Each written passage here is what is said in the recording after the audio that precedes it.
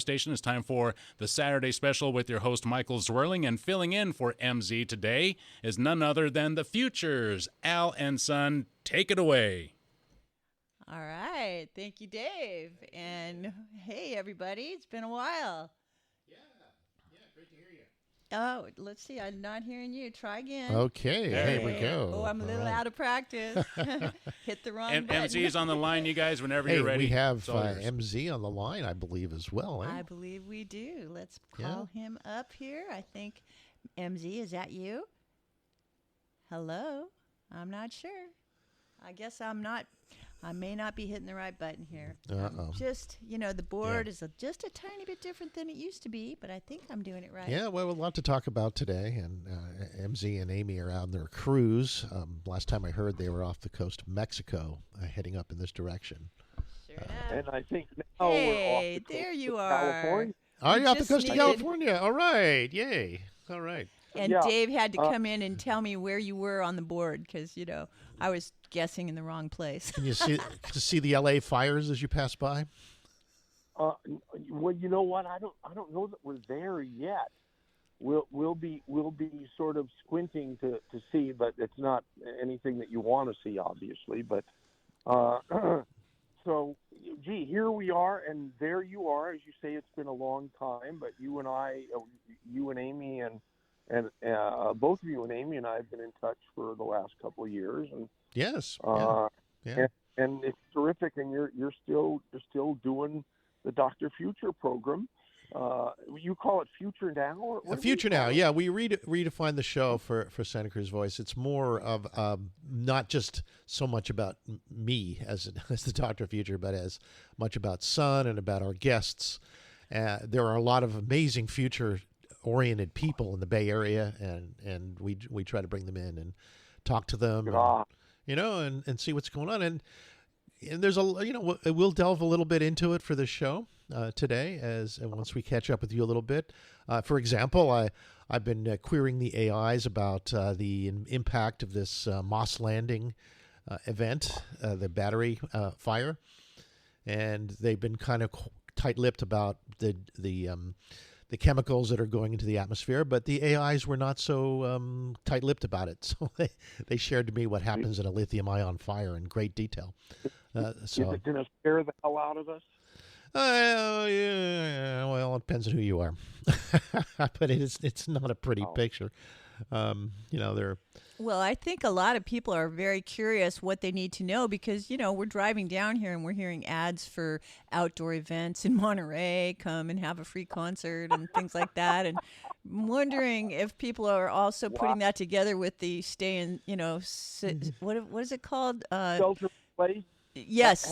Have they instituted shelter in place? They did. Yes, they did. They did. The night of the fire. I'm not sure, because we've been in Boulder Creek the last couple of days, so I'm not sure if the warning is still current here in San Jose. In Santa Cruz, because I haven't heard it. But, the fire's not out. So my sister and I drove through on 101. We went down yesterday to San Luis Obispo and came back. And, an hour to the east on 101 in Salinas, our throats were feeling very dry. And, we could definitely tell there was something unusual in the air. So definitely... people want to be aware of taking care of your lungs while you're out today.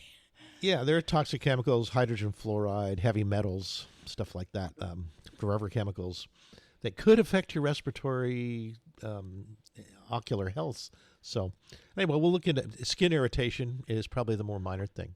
But, Michael, we're here in the KSCO studio for the first time in a couple of years, and we have the hour one intro for the Saturday special, and we have you on the line. So Shall we put it on? You're ready. Yeah, let's make it official. All right, okay, here we let's go. Make it official. Okay, go. Good morning. A brighter day is here. Good morning. May we bring you cheer. We've got time, we've got tunes, we've got time, tunes, and temperature. Get up and go, it's today, on KSCO Radio.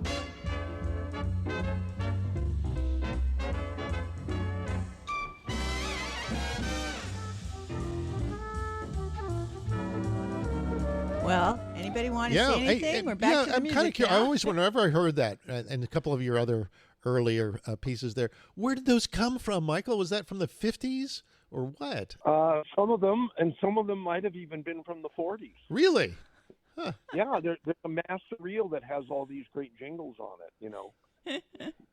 From the original station that you bought. That's true. Yeah.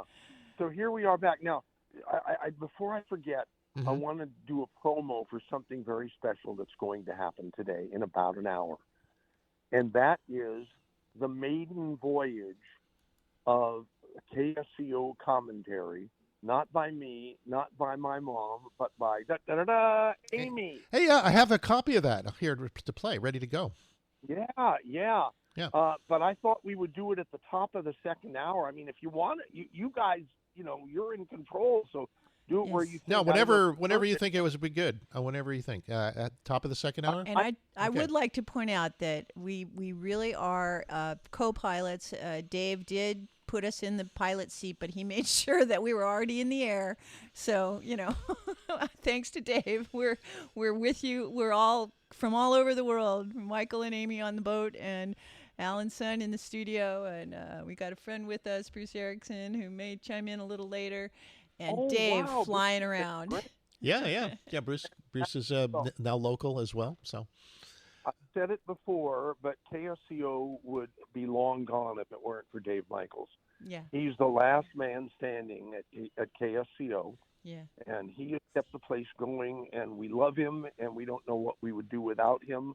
And hopefully we will never be without him, so we'll never have to know that. Yeah, right. You know? He keeps all these plates spinning with a smile on his face, and you know, it's amazing to see him watch. He's definitely become more like a hummingbird this round than I remember before. But you know, we're in good hands.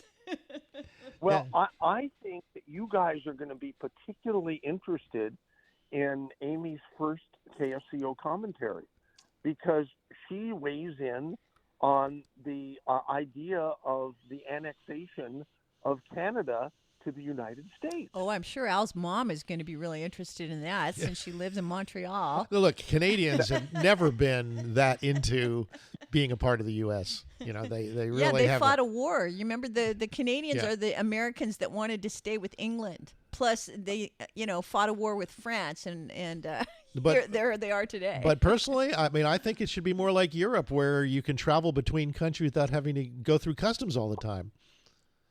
You know, where they, wow. You know, why can't we do something like that with Canada? Well, I think this is all a big execution of the globalist agenda to make sure that the regions are continental.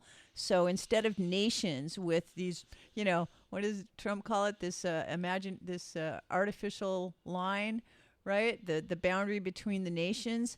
The globalist vision is that every continent is a bioregion.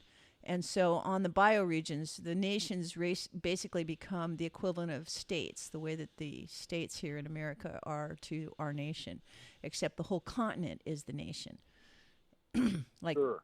Yeah, and they have... Well, I think it is expressing an interest in the annexation of Mexico at this point. That would make the whole continent, or most of it, I guess. But then we wouldn't need the wall, would we? Right, that's a good point. We'd have to put a wall on the southern Mexico border. Yeah, and by the way, I think having Elon and Trump together, that's going to change the whole idea of what a wall is, because these days it's a lot easier to use electronic surveillance than it is to actually build a physical wall. Yeah, in fact, Palantir seems to be the real security service. The wall is really just for show, because it's really the surveillance and the AI being able to map every single thing that's moving down to the butterflies and identify what they are. Wow, never thought about that. And that's Anduril and Palantir. Those are the millennial defense industries. Silicon Valley giving us border security through AI. Jeez. Well, listen, you guys decide. I mean, it's here we're already discussing the whole notion of Canada joining the U.S., and that's what the commentary is about. I was thinking of playing at the top of the next hour But I don't know. You want to play it now? You probably got the whole show planned. So let's Oh just- no, what do we're you- very spontaneous, Well, Michael. I've got that, but I'm happy to do it at the top of the hour. I want to play a little like an AI experiment I did about the Moss Landing event. Oh yeah, Okay, because yeah. Let's start with the we'll- local news. and Would then you like to stay on with you, or we can listen? We can just listen on the stream like so much of the rest of the world does.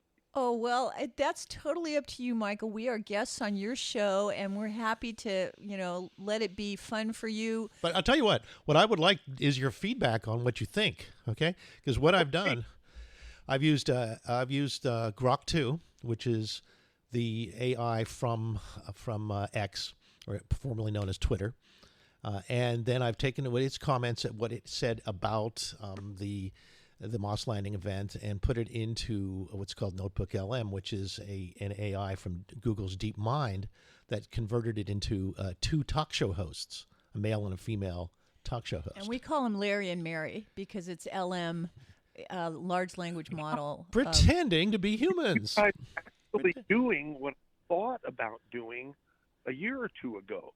And instead of just talking about it like I did, you guys did it. I can't wait to hear it. Yeah, we're going to play some of that. And then here's where it's good to have you online because there's a new feature called the interactive mode, Just started in January. which is now pretty much last week.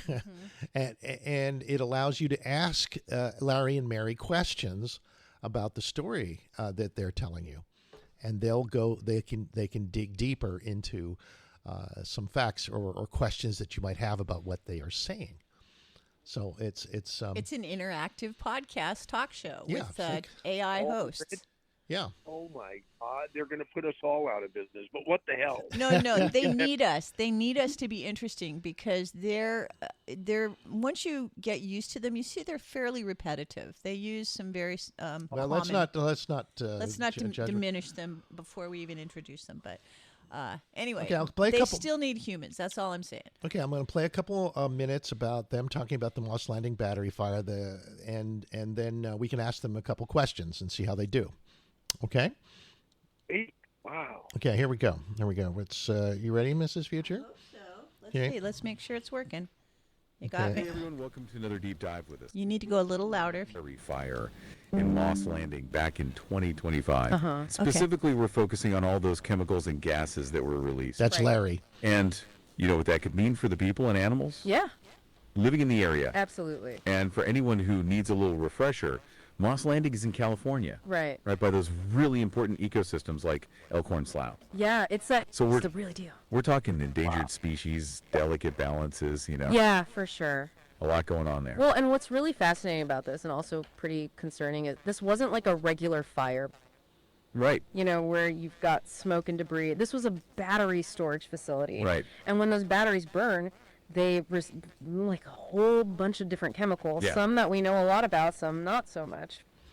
Okay, so let's break down what exactly we're dealing with here. Yeah. What's in this chemical cocktail? Well, reports are highlighting a few of the major players. Okay. First, you've got hydrogen fluoride. Uh-huh. And it's highly corrosive. It can cause some serious respiratory problems, Nasty even thing. in low concentration. Nasty thing. Really? Then you've got heavy metals, things like lead and cadmium, Right? which can accumulate in the body over time. Yeah. Because all sorts of long-term health issues. Right. And then, of course, there are the infamous forever chemicals, PFAS. Okay. Forever chemicals, I mean, yeah. that sounds a little ominous. Why do I they have a call them that? question. Well, because they basically are forever. Okay. They stick around. You have a question for them? I do. A question for them, which you see if now's the right time to introduce it or not. I'm just curious if they're aware of how far can these chemical toxins be spread. Are they heavy? Do they get picked up by the wind? Are they going to be mostly right around the fire? Oh, Like- let's try the interactive mode. Okay, let's Okay. hold on, stand by. In the environment and in our bodies for Whoa, did someone just break the fourth wall? Yes, I did. And I have a question for you about the ability of the chemicals that are being released in the fire to be spread by the wind and the weather. Are they heavy or light? How far would they be able to travel if there was a big wind? Or is it mostly going to be spread right around the fire itself? Okay, now they're thinking That's about a it. really insightful question, and it's key to understanding how widespread the impact of the fire could be. Yeah, let's unpack this. So when we talk about how far these chemicals can travel, it's not just about how heavy or light they are. Right, it's a combination of factors. You've got the initial force of the fire pushing them upwards, wind patterns, of course. And even things like the size of the particles and the chemical properties themselves. Exactly. Some of those gases, like hydrogen fluoride and carbon monoxide, they're pretty light, so they can travel further distances in the wind. Okay, so they can be carried away from the immediate area. Yeah, and that's one of the reasons why air quality monitoring was so crucial. They were checking for those chemicals at different distances from the fire. What about the heavy metals and PFAS, those forever chemicals? Those are a bit different. They're more likely to be attached to larger particles, so they tend to settle out the air closer to the source of the fire. Okay, so they might not travel as far in the air, but what about if it rains? Yeah, that's where things get complicated. Rain can wash those particles out of the air, and then they end up in the soil and water. So even if they don't travel far in the wind, they could still spread through runoff. Precisely, and that's how they can get into the ecosystems, potentially impacting wildlife and also agriculture. So we're talking about both short-range and long-range risks, depending on the chemicals and the weather. That's exactly it. Now, what's fascinating here is this makes it even more important to do that long-term environmental monitoring, which we'll get into a bit more later. Sounds like a real ripple effect. Now, All where right, were we? thanks, Oh, guys. right, you're about to say they are in our system like tiny Lego blocks. Right, you can kind of imagine them like tiny little Lego blocks. They just get stuck in your system, and it's almost impossible to get rid of them. Wow. And the health impacts are pretty wide-ranging. We're talking everything from immune deficiencies to developmental issues. So we've got this mix of immediate dangers from the hydrogen fluoride, and then this long-term threat of problems from heavy metals and PFAS. Yeah. So what does this mean for the people who live near Moss Landing, Well, initially, the big worry was respiratory problems right? from breathing in that smoke. Right. Especially that hydrogen fluoride. It can irritate your lungs, make it hard to breathe. Right? And in severe cases, it can cause permanent lung damage. Oh, wow. And what's particularly concerning is early reports suggested no hydrogen fluoride was present, Really? but later briefings confirmed it was. Wow. So, So people thought they were safe, exactly. and they weren't. Yeah. And what about even if they weren't exposed to the smoke directly? Yeah. What about long-term exposure, through contaminated water or food? Yeah, that's a big concern. Yeah. Heavy metals can build up in the soil and the water. Right. And eventually make their way into the food chain. Oh, wow. So we could see impacts on local agriculture, Okay. maybe even restrictions on farming or fishing if those contamination levels are high enough. Wow.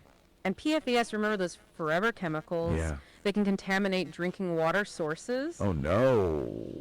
which poses a real risk to human health over time. So it sounds like a real ripple effect here. Yeah, These chemicals potentially impacting people's lives in so many different ways. for sure.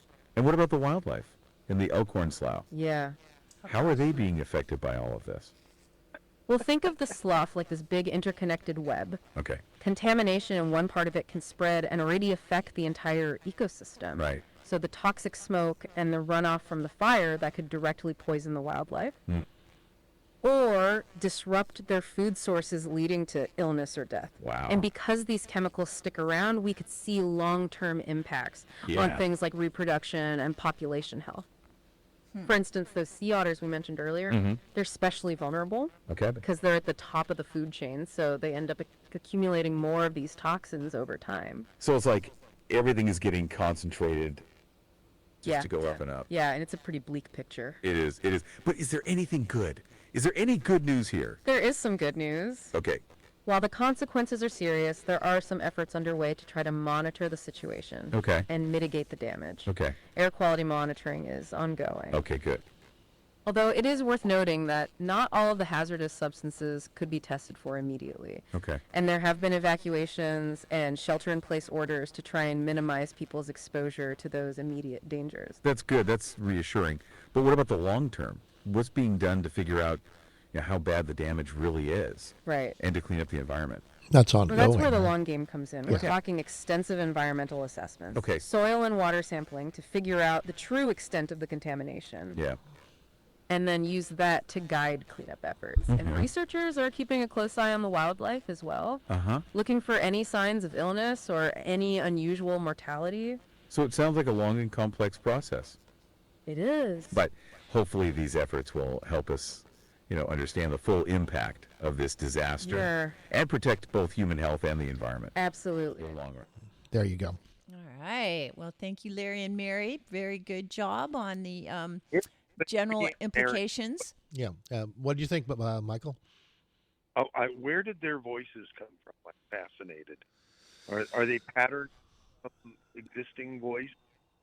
They were developed by, is it Google? Google. Yeah, that's a Google simula- large si- language model. Yeah, it's a large language model. They're completely synthesized. Okay. So Dave Michaels and I, and you for that matter, can take a voice like mine and take a sample and feed it and make me say something I really say. Hold on. I can't. Can you say that again? You were cutting in and out a little bit. Oh, Yeah. okay. Yeah, just say that again. Even I know that AI can take a sample of a voice, mine, for example, Yeah. and then you could feed it some text and make me say something that I didn't really say, but nobody really realizes that. Yeah. They 11 think Labs will do that. You can take your voice and clone it. That's right. So you can do cloned voices very, very easily. As a matter of fact, if you go to a lot of these sites like 11 Labs, you have a choice of hundreds of voices that you can use for reading whatever text you want them to read. And most of them are synthesized. Some of them I think are based on real people, and you can certainly use real people to model a voice if you like a certain person, a certain maybe celebrity, maybe you want the news read by Clint Eastwood. Wow. All God. that. They deal with getting permission for that, because some people will. Yeah, there's so many leads. Copyright. Yeah. Oh, yeah. Well, it kind of throws out all of those models of copyright when voices can easily be synthesized.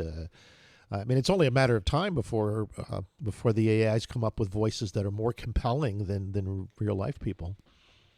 Yeah, just think how many voices are available for Siri now, right? Or there's so many AI developing programs like Udio, right? That the actual speaker can be modified, just in a whole different way than the content. So the content can be spoken by anybody. God, it's so amazing. And I don't want to waste time or be stupid by being afraid about what could. No, I said, how do you use them? I want to be excited about it. Yeah. Well, how can we use them for making a more interesting show? Wait, say, for example, this report on Moss Landing health and environmental impacts, they've been fairly tight-lipped about the dangers, for the authorities on that. And that makes sense because they want to mitigate the fear. But yeah, they don't want people to be afraid. But the AIs will tell you what's actually can happen from a lithium-ion fire. Yeah, and you have to be discerning enough to realize that talking about the possible consequences is not the same as reporting the news. Yeah, right. That one's speculative. Yeah. Yeah. And as far as being afraid of AIs, Michael, I would like to point out to people that the mainstream media gets rich by making us afraid of things, and not that there aren't legitimate fears, but most of the development going on in the world of AIs is in the hands of people who are very bright and very concerned with trying to make humanity better. They don't want to blow up the world. They don't want to subject all of us to robot soldiers. They do want to emulate the brightest accomplishments of humanity in a form that can be a great benefit to all. And so the way I described AI to my stepmother, who is, a mainstream, almost 80-year-old person who is made very afraid by listening to the news. And the way I see the artificial intelligence is that it is what we have been asking for from computers for several decades now.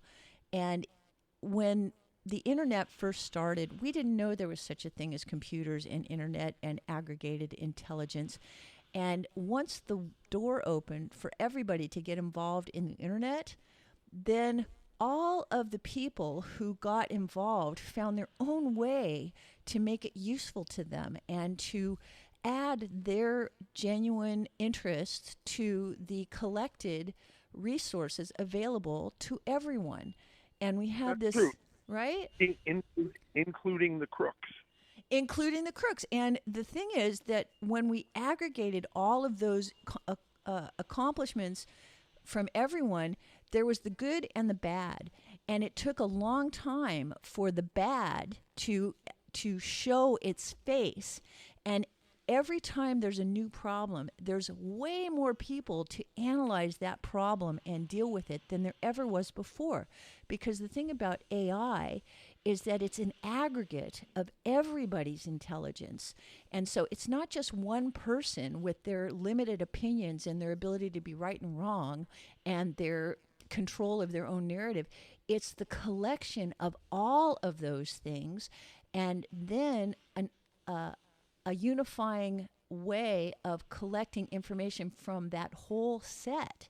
And so the AIs are going to get more efficient and more oriented towards telling us what's real over time, as long as we make sure that they're programmed to be honest. So think of AIs as a whole bunch of computer programs created by all the smart people in the world and all of the people who find a way to use it. And then we give it the ability to collect all that information and be smarter about it than any one of us could be. Son, I have a question for you. You used a term a moment ago that I had never heard before, and maybe I've just been oblivious and haven't paid close enough attention. But you used the term aggregated intelligence. I always thought AI meant artificial intelligence. Has the definition of the eponym AI, or the whatever you call the letters that mean something, has it changed?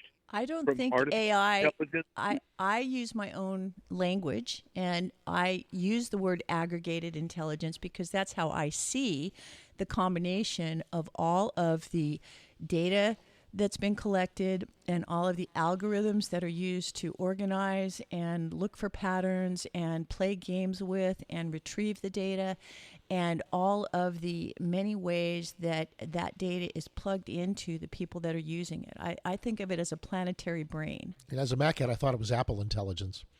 Just kidding. Oh, wow. Just Well, kidding. see, I think each AI, each artificial intelligence is like an artificial person in a society of artificial persons. And, in Marvin Minsky's world, he would have called them the society of mind and the individual agents. And each of the agents has a specialized role that they play.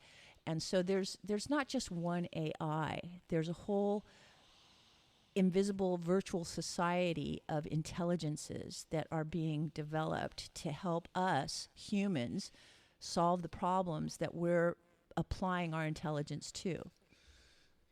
Yeah.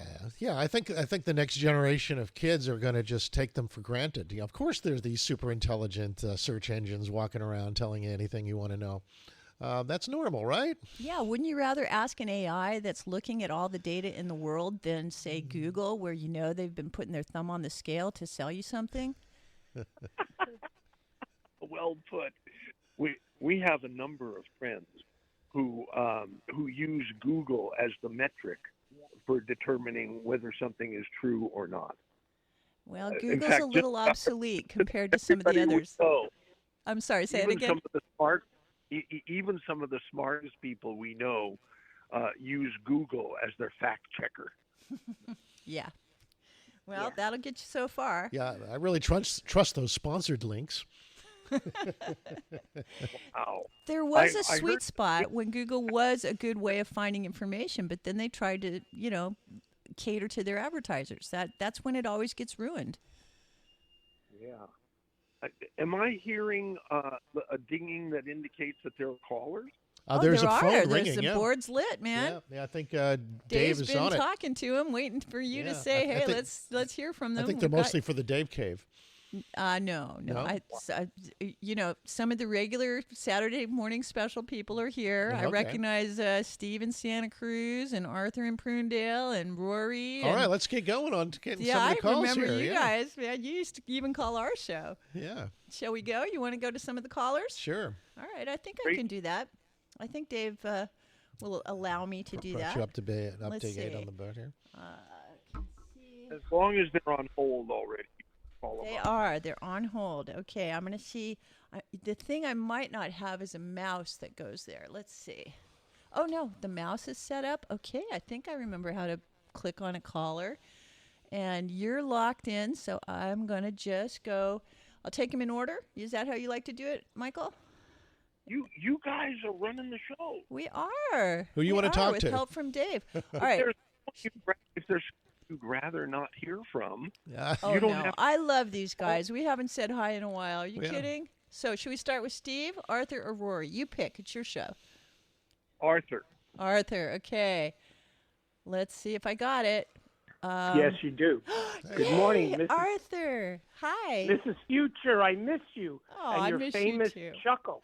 And your famous chuckle that you're famous for. Well, thank you. Okay, listen, I live in Prunedale.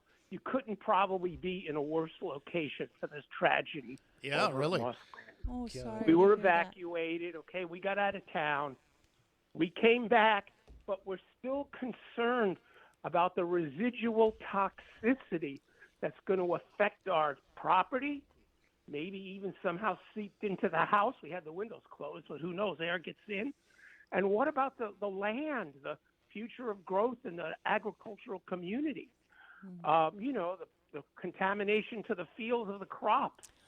What do you have on that? You have any Well, let's ask him. information Yeah, on we'll all that? ask him on that. You want to ask the Yeah, we'll AIs? ask the AIs that information. That'd Yeah, be- how will we mitigate this problem once we have a handle on it? Well, okay, let's how we want to frame the question here. Let's see. You're figuring out how to ask AI. I've got it. What I'm doing is getting rid of a McAfee ad that just splashes right in Oh, front of me. yeah. Alan's computer has been invaded by this McAfee ad that we think is a virus, but, Okay. just gets in your way. Okay. That's poetic. And while the focus right now Okay. is There you on go. Yeah, How do we mitigate the effects of this Moss Landing battery fire on the crops growing in the area? That's a really Yes, important question, yes. and it highlights another big area of concern. Yeah, let's unpack this. So when we talk about crops, the main issue is contaminated soil and water. Right. The chemicals from the fire can get into the soil, and then they get taken up by the plants. And if that produce is not properly monitored, then it could pose a health risk. Exactly. So there are a few key ways to mitigate that. First, extensive testing of the soil and water. Okay, that makes sense. We need to know exactly what's there so that we can identify any potential risks. And then I guess you have to decide whether it's safe to grow crops there at all. Exactly. In some cases, you may have to ban farming or restrict the types of crops you can grow. Okay, so then what? If you can't grow crops, Then you would No, need no, remediation. let's stop. And Interrupt for example, that could mean removing contaminated soil or There- treating the that's- water. that sounds like it would Removing contaminated soil. There you go. Yeah, okay. I stopped it. Yeah. Yeah, because I didn't want them to just tell us that we're just going to ban farming, because I know that there are many cleanup methods. And so it really comes down to, can we get them to walk us through an actual cleanup? Instead of just telling us how to be afraid, they should also tell us what the steps are to fix it. Is that what you want to hear then? Yeah. Okay. So you want to frame the question? I can try. Okay. Okay. Here we go.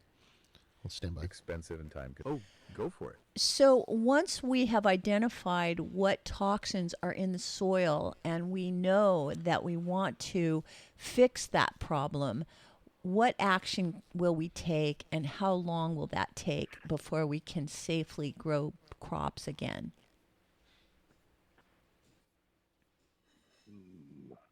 That's a really cogitate. insightful question, and it gets to the heart of how we recover from environmental damage like this. Yeah, let's dive into that. So once we've identified what's in the soil, what's the next step? Well, the actions taken depend on the types of toxins and their levels. Okay, so it's not one size fits all. Exactly, but generally remediation could involve several approaches. Okay, like what? One option is to remove the contaminated soil entirely and replace it with clean soil. That sounds like a pretty big job. It is. It's also very disruptive to the land. Another method is treating the soil in place. Okay, how would that work? There are various techniques. It could mean adding specific chemicals to neutralize the toxins or using bioremediation. Bioremediation. Right, that uses microorganisms to break down the pollutants. It's a more natural approach. Okay, so what about the water? For contaminated water, you'd need filtration systems to remove the toxins. Right, that all makes sense, but you ask how long that all will take. Yeah, and that's where it gets tricky. The timeline for restoring soil can vary significantly, Depending on what? depending on the scale of contamination, the type of treatment, and the local environment. So could we be talking months or years? Yeah, in some cases it could take years before the soil is safe enough to grow crops again. And what about regular testing? Absolutely. During that whole time, you need continuous testing of the soil and water to make sure contamination levels are going down. And this isn't just about the crops, it's about the people who depend on them. Exactly. We also need to think about potential crop losses and the economic impact on the farmers. So it's a long and complex process to fully recover from something like this. It is, and this situation at Moss Landing really underscores the importance of soil and water safety. That's right, and that's not just because of this fire, but also for other industrial disasters. So this is Okay, so I'll stop it All there. right. So, what do you think, Arthur? Does that give you a little bit of an outline of where to go from here? Well, only partially, Mrs. Future, because what about my residence? What about my home, my acreage that I have around the house? You know, just for everyday living, even if I'm not doing any farming, you know? Okay, so please don't leave that out, because every day, my wife, my kids, we live here. Are we Okay, living let's in a ask him. contaminated house? Let's ask him if it's how to determine if it's safe to live in a residence that is near the fallout of the debris. Don't you think they're just going to talk about testing? Yeah, it comes down to testing, and you know, Who's going to do the testing, and for how long? So How Arthur, assured Who does can the we be? testing? Yeah. I think Who this does it, and is for how long? this is where Well, I we can ask him. need our community to all come together and learn, because we're all starting in the same place. We know that this situation is hazardous, and we know that all of us are going to be affected by it, and therefore we need to come up with an approach that is going to protect everybody. Just like our first responders, they have a plan for how to first mitigate the danger, the immediate danger, and then how to analyze what other steps we can take, and then how to come together to make sure that happens. And that's what our democratic process is good for. That's something I would say you need to do at the neighborhood level. I know in our neighborhood, we often have neighborhood associations that talk about how to protect each other from fire. I think it's in that kind of a category of neighbors helping neighbors. I also think that there's a role for your city council and your county supervisors. So you've got the city and the county to go and gather people who are experts to inform people who want to be part of the cleanup crew and help. And then we come up with projects and funding for those projects that are approved by the people who receive the benefit of it. And you know, that's how it works. Okay, I'm not fully satisfied with that response, Mr. Future. I mean, I'm not a scientist who's equipped to go and investigate the contamination level in my home, around my property. I don't think that's your And, job, I don't think Arthur, it's but my I think your responsibility. job I as a think victim. Vistra's responsibility. Yeah, Victor's got to do a lot of that. Yeah, I could ask them directly who's going to do the testing. We'll Okay. do that. Let's try that. Deal now. Where? Oh yeah, let's hear it. who's actually going to do the testing of the soil and of the atmosphere and of the other contaminants around the Moss Landing battery fire?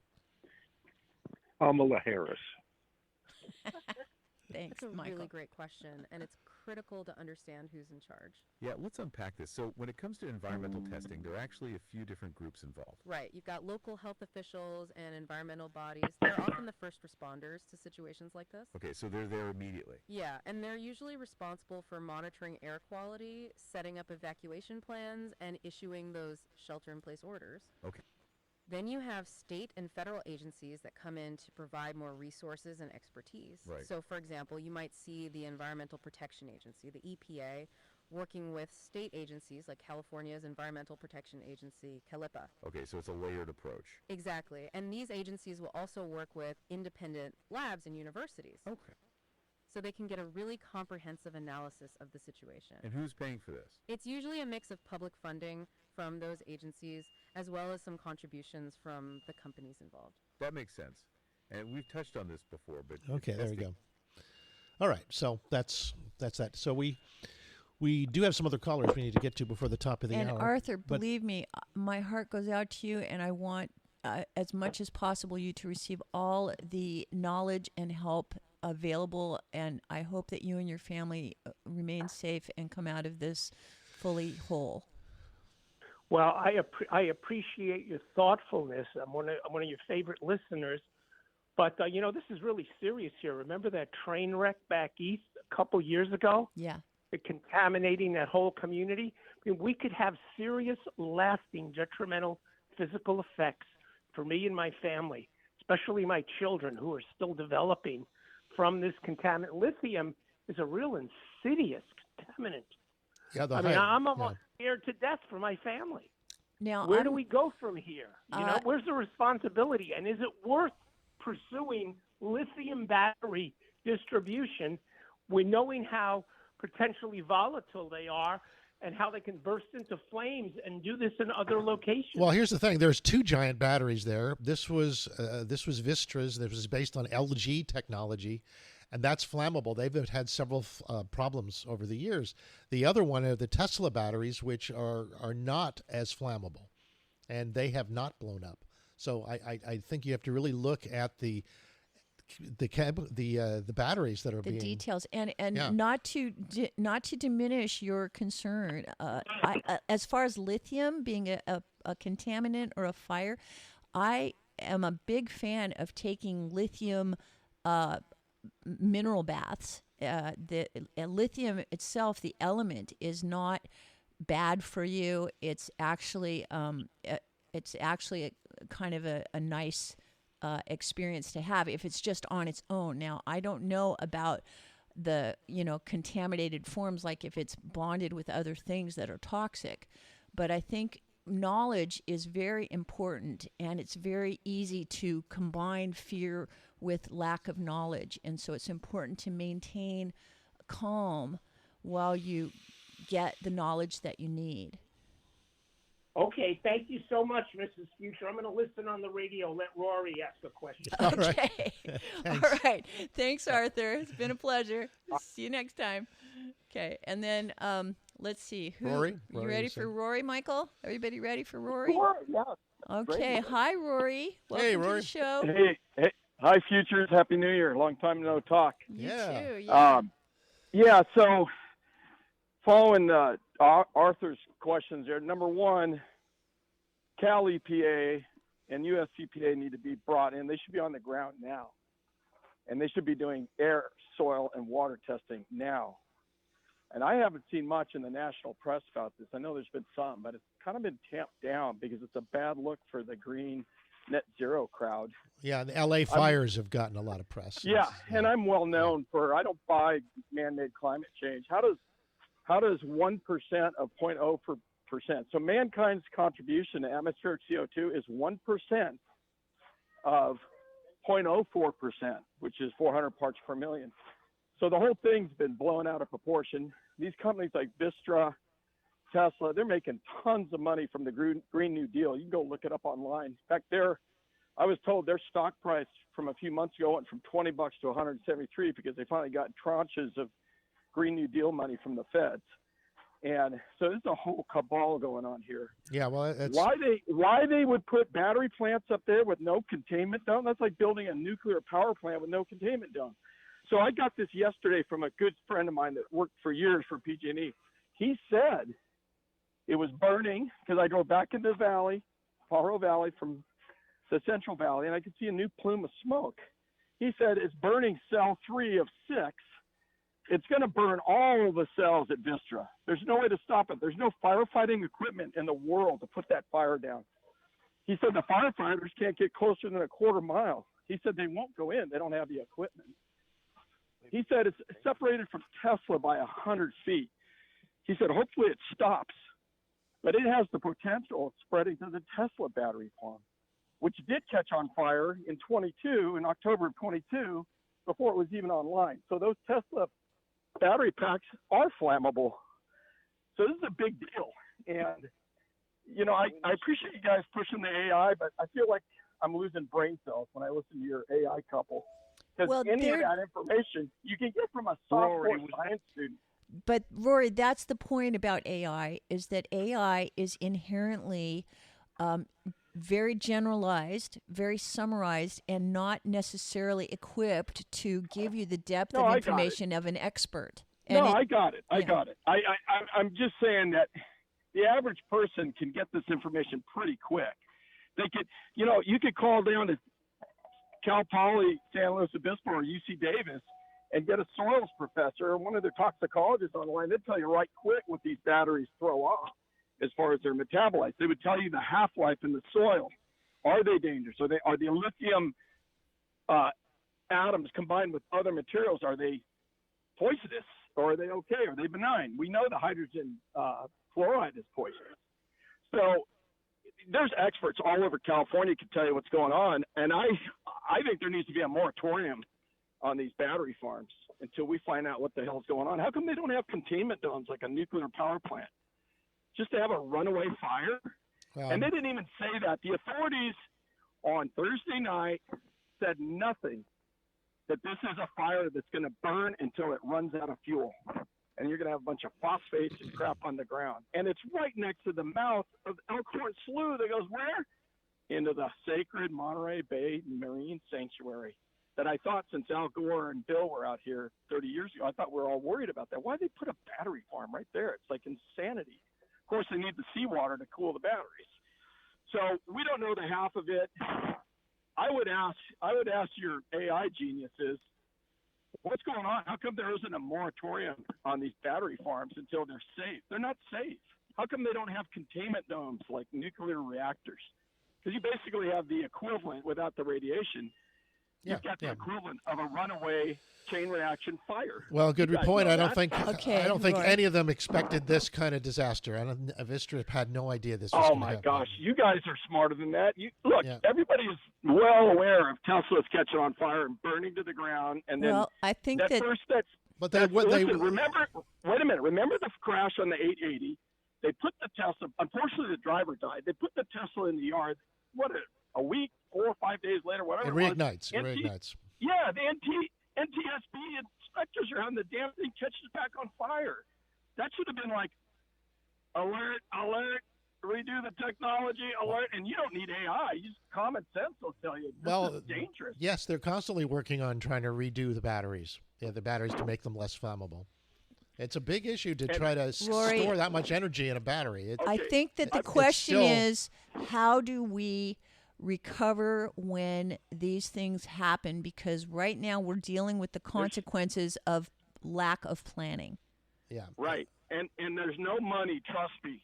1 acre of strawberries before you pick one solitary strawberries off is $45,000 investment.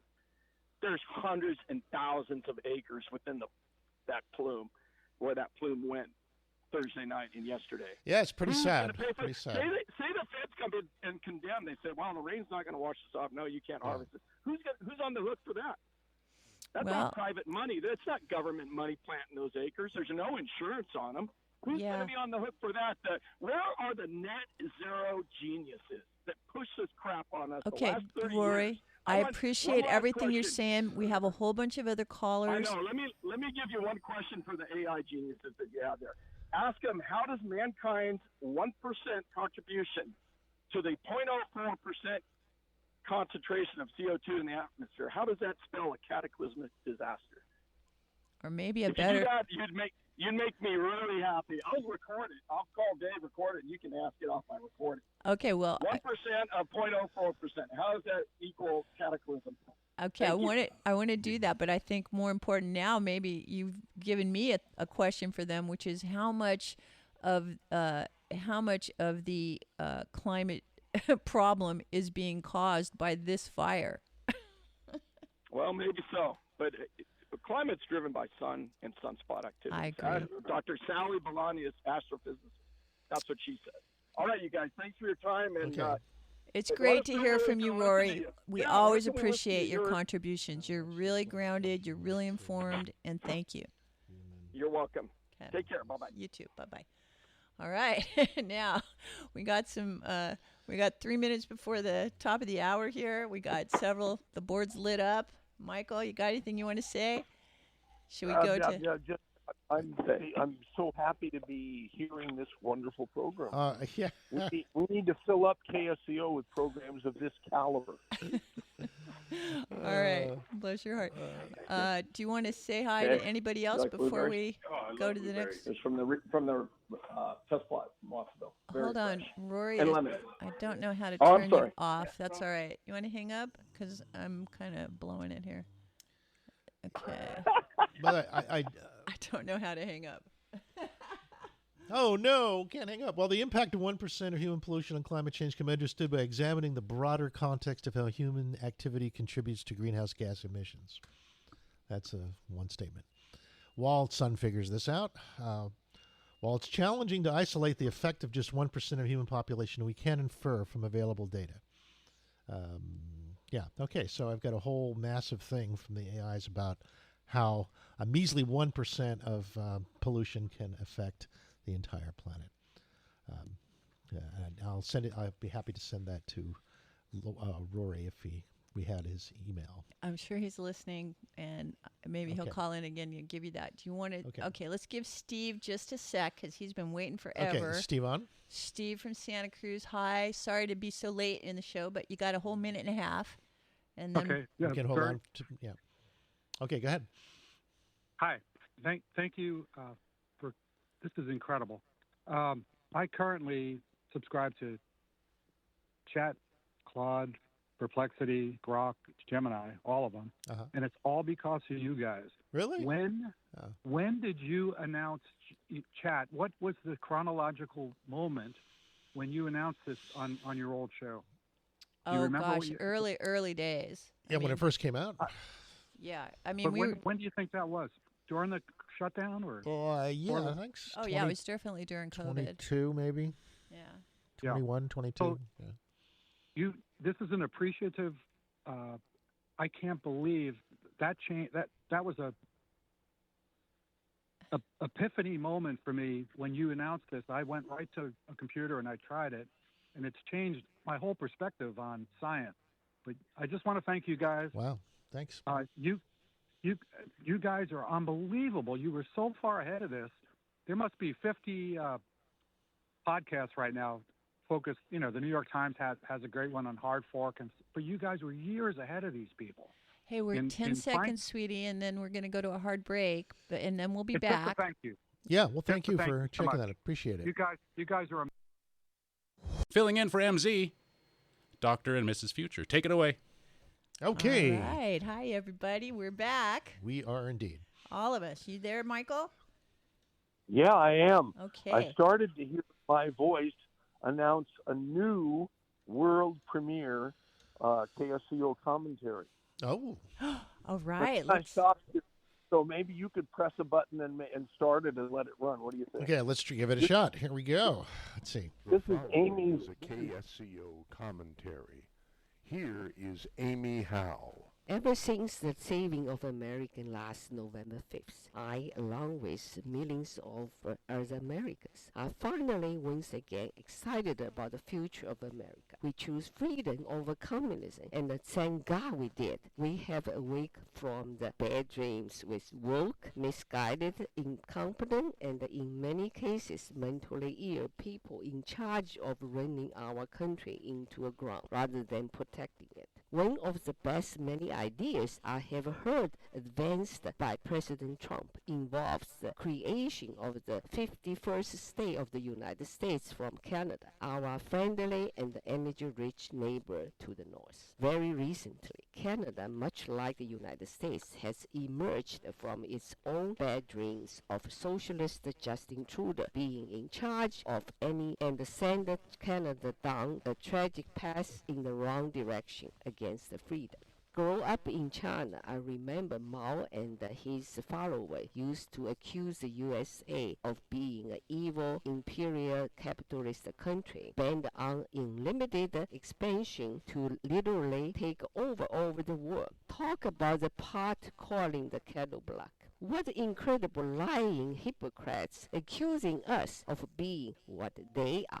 Luckily, I saw through their lie, but unfortunately, most of the Chinese people were brainwashed into believing in communist propaganda. Sadly, just like many Americans today. But thank God, this is now changing. Canada and the U.S. have so much in common. It makes perfect sense to literally be one in the same country. As one nation, Canada and the U.S. will become the largest country in the world geographically and in terms of natural resources, so long as people like Trudeau, Biden, and Obama don't somehow get back into power. This makes so much sense. I have a hard time to understand why anyone would be opposed to Canada becoming part of the United States. For KCO and the KOMY, I am Amy Howe. The following is a KSCO Oh, hold on. You're repeating, Al. Okay, I'm sorry. All right. So thank you, Amy. Wow, that's brilliant. I know Alan was talking with his mom about that idea. It'd be very interesting to have the two of them on a show talking about it. Oh, yeah. Yeah. For sure. Right. Yeah. Because his mom, So as we Al's said, lives mom in Montreal. Yeah, my mother's Canadian. Yeah. Is Al's mom in favor or against becoming a state? Well, she's not entirely against it. I think it's, there's so many differences between Canada and the U.S. in terms of a parliamentary system, not a two-party system, where you have lots of choices in parliament, where choices for politicians. It's kind of nice to have more than two parties. It would be hard to get used to that if you're a Canadian. If I do say so myself. I was born in the U.S., so I'm an American, but I spent a lot of time in Canada. And yeah, he has a Canadian mom and a New York American dad. Yeah, so, I mentioned at the beginning of the last hour, I think it would be great if Canada and the U.S. could not have a border between the two countries, like the countries in Europe, like between France and Germany, where you can just drive and not have that issue of going through customs. That would really open it up a lot. But see, they would have to unify their laws so that they could use the same rules to allow people in or not. I mean, that's what makes nations, right? Their ability to make laws. Yeah, but somehow they figured it out in Europe, and we can do something like that here. Sure. Also, we have Bruce Erickson, a student. I met Bruce when I lived in Montreal when I was going to McGill, and he was married to a French-Canadian woman, so he has an opinion on this as well, and whether or not they should be one country. I think the difference between Canada and the United States is the amalgamation of people from different countries and the accessibility, the interaction that goes on. I never lived or was at a place where so many different groups, they could be from Africa, the Caribbean, they could be from Europe. You never knew who you were going to meet and from what country they came from. Yeah. And I think that it was very enriching. And the beauty of it is they were so accepted. And I taught classes at the universities, and I would have amalgamation of students in the room. I thought that was very refreshing, and it gave me a much richer exposure to the cultures and understandings of different countries. It was very, very, a very wonderful experience. It sounds like you think Canada was very much a melting pot. It is. Very much like America. It is. Both Canada and the U.S. are melting the pots. US, right. Yeah, so they have that commonality. Yeah. And, I think if we revisit the story of the immigrants in America, the European influence on the Americas, which we now think of as the different nation states, is only 200, 400 years old, depending on where you draw the line going back. The original native people, the original Indian people, I don't even know the names they call themselves. They did not call themselves Indians or Americans. Those words came from the immigrants. But the native people are still with us, and a lot of the original history of the native people welcoming the Europeans was one of integration. It was only when they were overwhelmed by the foreigners who were coming 200 years later that it became a fight for domination of a particular group over the rest. But the ability for America to show the world how to be a melting pot and to celebrate our differences while representing many different points of view is the light of freedom that America holds for the world. It's the beacon of brilliance that all the other countries want to emulate. And it's because we're such a young discovery on the planet, this new world, that we have that place in history, right? All these other places are stuck because they've been around for thousands of years and they think they know everything. Well, I asked the AI about this. Oh, good. I said, how could Canada and the U.S. be without a border? Rather than getting into the voices, I'll just tell you, okay? They say there's that the concept of the U.S. and Canada being without a border involves political, economic, cultural, and legal issues.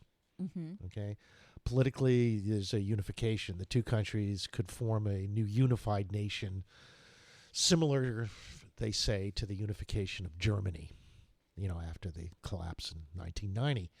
And that would involve amending the constitutions of both countries, possibly dissolving one or both national governments and creating a new federal system. That's one approach. I don't agree with that personally. I think it'd be more like France and Germany, in terms of relationship. Like we maintain our individual constitutions. That's called a unification. Then there's a confederation. Alternatively, they could maintain their sovereignty but form a confederation where decisions on certain issues like defense and trade and immigration are made at a supranational level, like the European Union does, but more integrated, hopefully. I guess the real question is, does the power flow from the people up to the governmental representatives, or does the power flow from the representatives down to the people, like the elites are in charge and then the people have to do what they say? Well, I think both exist. Okay. Yeah. I want to make a comment on this, and this is very poignant. Yeah. Is the Governors Association in the Western United States have been meeting with the members of the Parliament of the Canadian provinces because of the common interest in environment, water resources, and everything else. Those meetings have strategically been going on for a number of years, so there is an amalgamation in the western states and Western Canada between the governance going on, and has done for quite some time. Okay, that's good to know.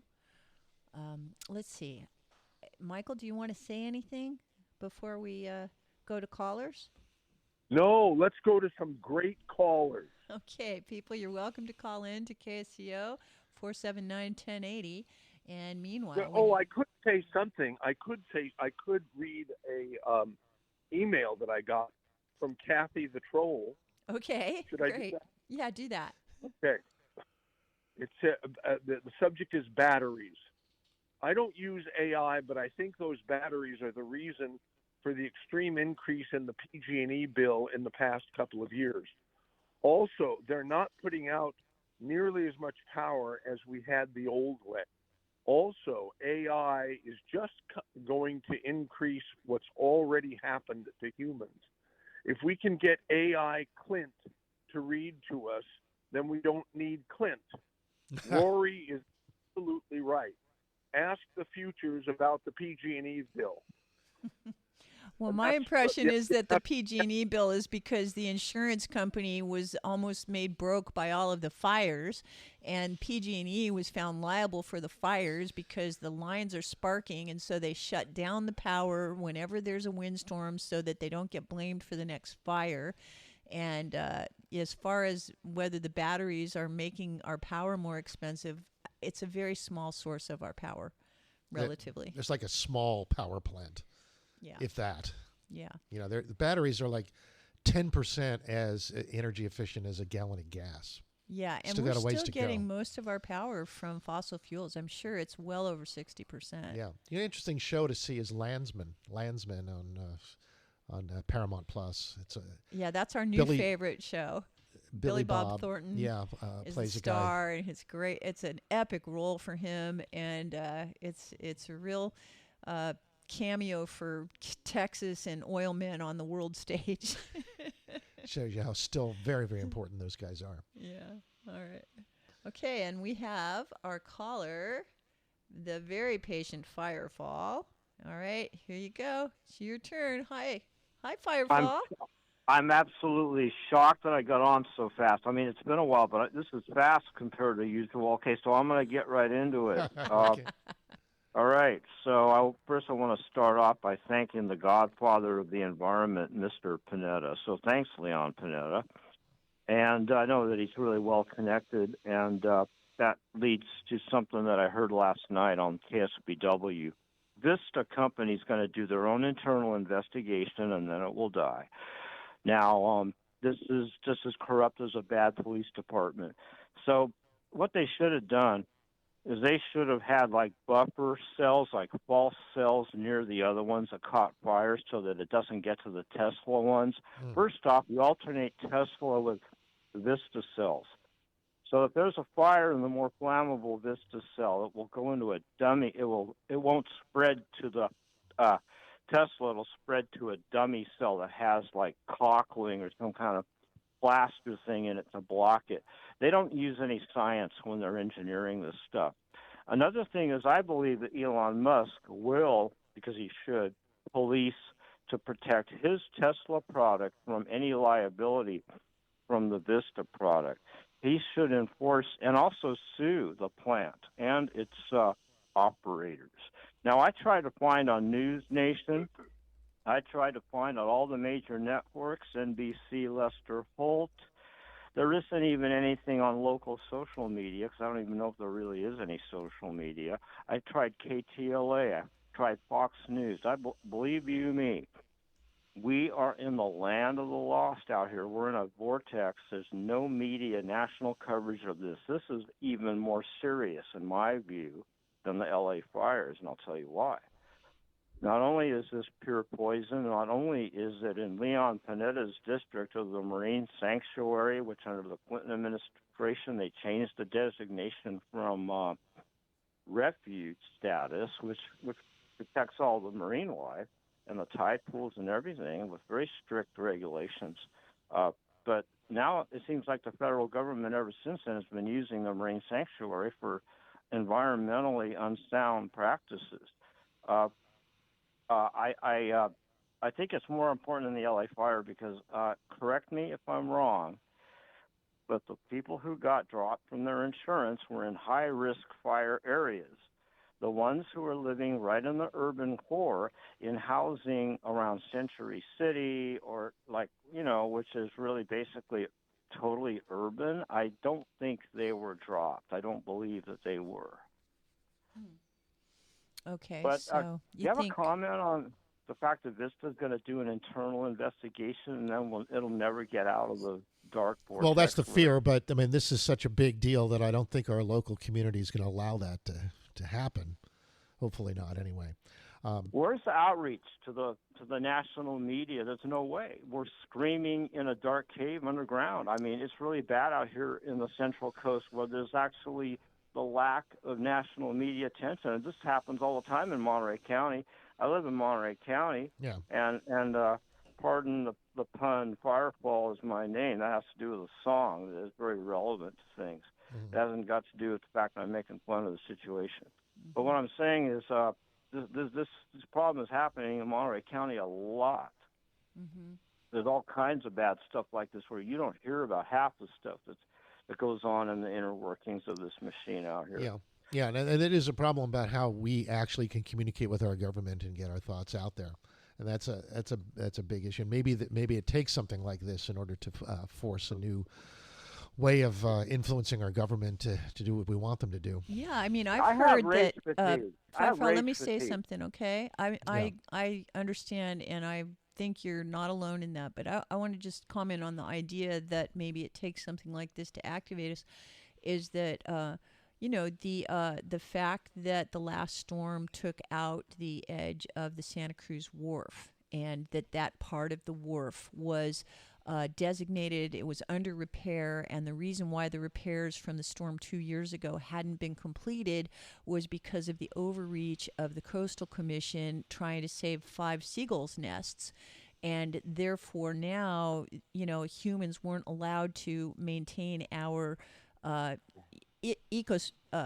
infrastructure because of trying to accommodate nature. And, the lack of common sense between people who are trying to benefit the environment and people who are trying to have the human environment function rationally is an area where there's just a big disconnect. And we're in a time of chaotic rule where we're being thrown, our attention is being driven from one crisis to another crisis to another crisis to another crisis all the time, to the point where we're all just haggard.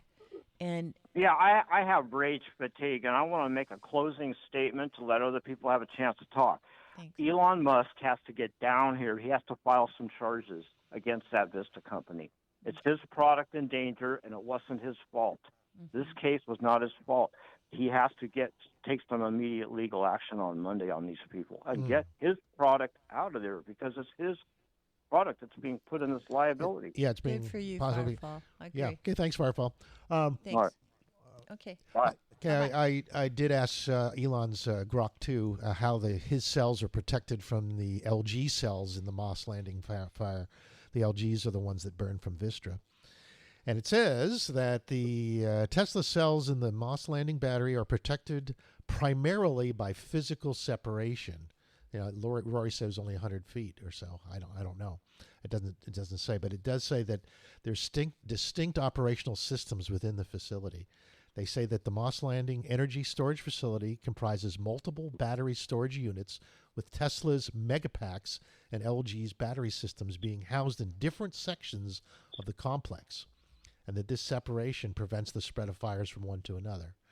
That the fire at the Vistra section with the LG batteries is not close to the Tesla battery installation managed by PG&E. And they say that this demonstrates the effectiveness of compartmentalization in reducing the risk of the spread. So that's one. The other thing they pointed out was that it's a different technology and a different safety system as a result. That Tesla uses what's called LFP, or lithium iron phosphate battery chemistry, which is considered safer than other types of battery chemistries like those used by LG and their battery packs. The LFP batteries have a lower risk of thermal runaway, which is a critical factor in preventing the fires. But on the other hand, LG's batteries, notably used in the Vistra setup, have historically faced issues with overheating due to their potential cell design, or their pouch cell design, pouch, P-O-U-C-H, which can be more susceptible to damage. So the difference in the technology inherently provides a layer of protection for the Tesla systems. One other thing is the fire suppression. Each section of the battery storage facility likely has its own fire suppression and safety protocols tailored to the needs of the battery types installed. For the Megapacks, for example, safety systems are designed to disconnect from the grid and manage any internal issues to prevent this fire spread. And that was evident in last time when Tesla systems were not compromised despite fires in adjacent sections with different battery tech. So they're so far so good. Well, and the media, I think, is not really capable of explaining what engineers understand, and it really takes somebody to translate from the analysis of what's going on to what can I do? What can I do? What do I, the person who is affected by this, need to do? Yeah, how can you activate government in a way that serves you to protect you? Yeah, and that comes right back down to we Americans have the flame of liberty in our heart, and the price of our freedom is constant vigilance. So, don't be a victim, and do the best you can to connect with others that share your interests, that you can work with. Don't be constantly isolating yourself and complaining, but take your concerns to a public forum and use the incredible skills of creative conflict resolution to work out the focus group. I'm reminded of something that I've been a huge fan of, which is the dynamic facilitation model of community focus groups, which allow people to gather and map out their concerns, the facts that are unassailable, the potential solutions, and the ways to enact them, I guess would be. But, there are many tools for public processing of this information, so it doesn't have to be that we're all victims of a distorted media. We can do local things locally. So, anyway. Okay, well, there you go. There's... okay, so we don't have a lot of callers right now. Okay, so I asked the AI for solutions for the Moss Landing battery fire, and it says you got to do your own research, study past incidents, look into the previous fires that have happened at Moss Landing, and understand the common failure points, like the issues with the suppression systems. Investigate how the safety standards work there for the batteries, analyze how those standards could be improved or enforced more stringently. Well, who needs the stinking AI then? Well, the AIs are just initially another voice. It's another being trying to be helpful. The AIs are telling us these things, so then we could then use them to, now that they have voices, right? We can tell them to call up people and complain for us, so we don't have to.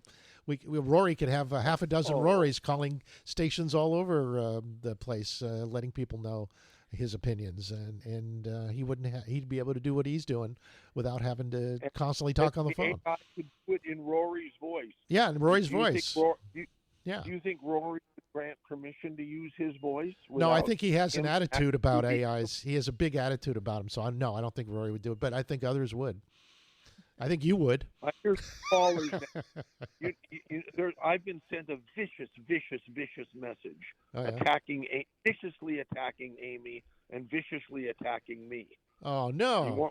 You want me to read it? Well, sure. It's your show, man. Show, yeah, Michael. if you want Do you want to share that vicious message? What, do you want to share your attitude about it? Yeah, go ahead. Rusty. Yeah. Amy's address about making Canada part of the USA is really ridiculous. Canada? Are we going to have free medical care like Canada? Trump people are coming up with radical ideas. Enjoy your cruise. Signed, Rusty. Then he did a follow-up message. Said you should not clear your throat on the air. Sounds bad. You know better. Well, makes it. I was trying to drop your volume. I was like, "Oops, what do I do?" I said, "Oh, Michael's here."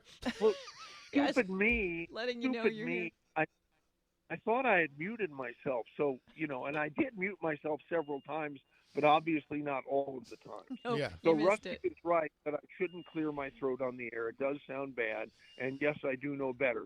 But he's totally all wet about Trump people coming up with radical ideas. I And- don't but know. he is I think correct a lot of about- people are hearing that idea for the first time, but Well, there are here, many I people mean- more in the know that think it's been being circulated for a while. Yeah. Where do you stand with Greenland? Maybe as the 52nd state, or Okay, asking. And we do have callers, by Yeah. the way, so when you're ready to go. and let then me there's know. always No. the Gulf of America. Anyway, I'm not AR. I'm a real person.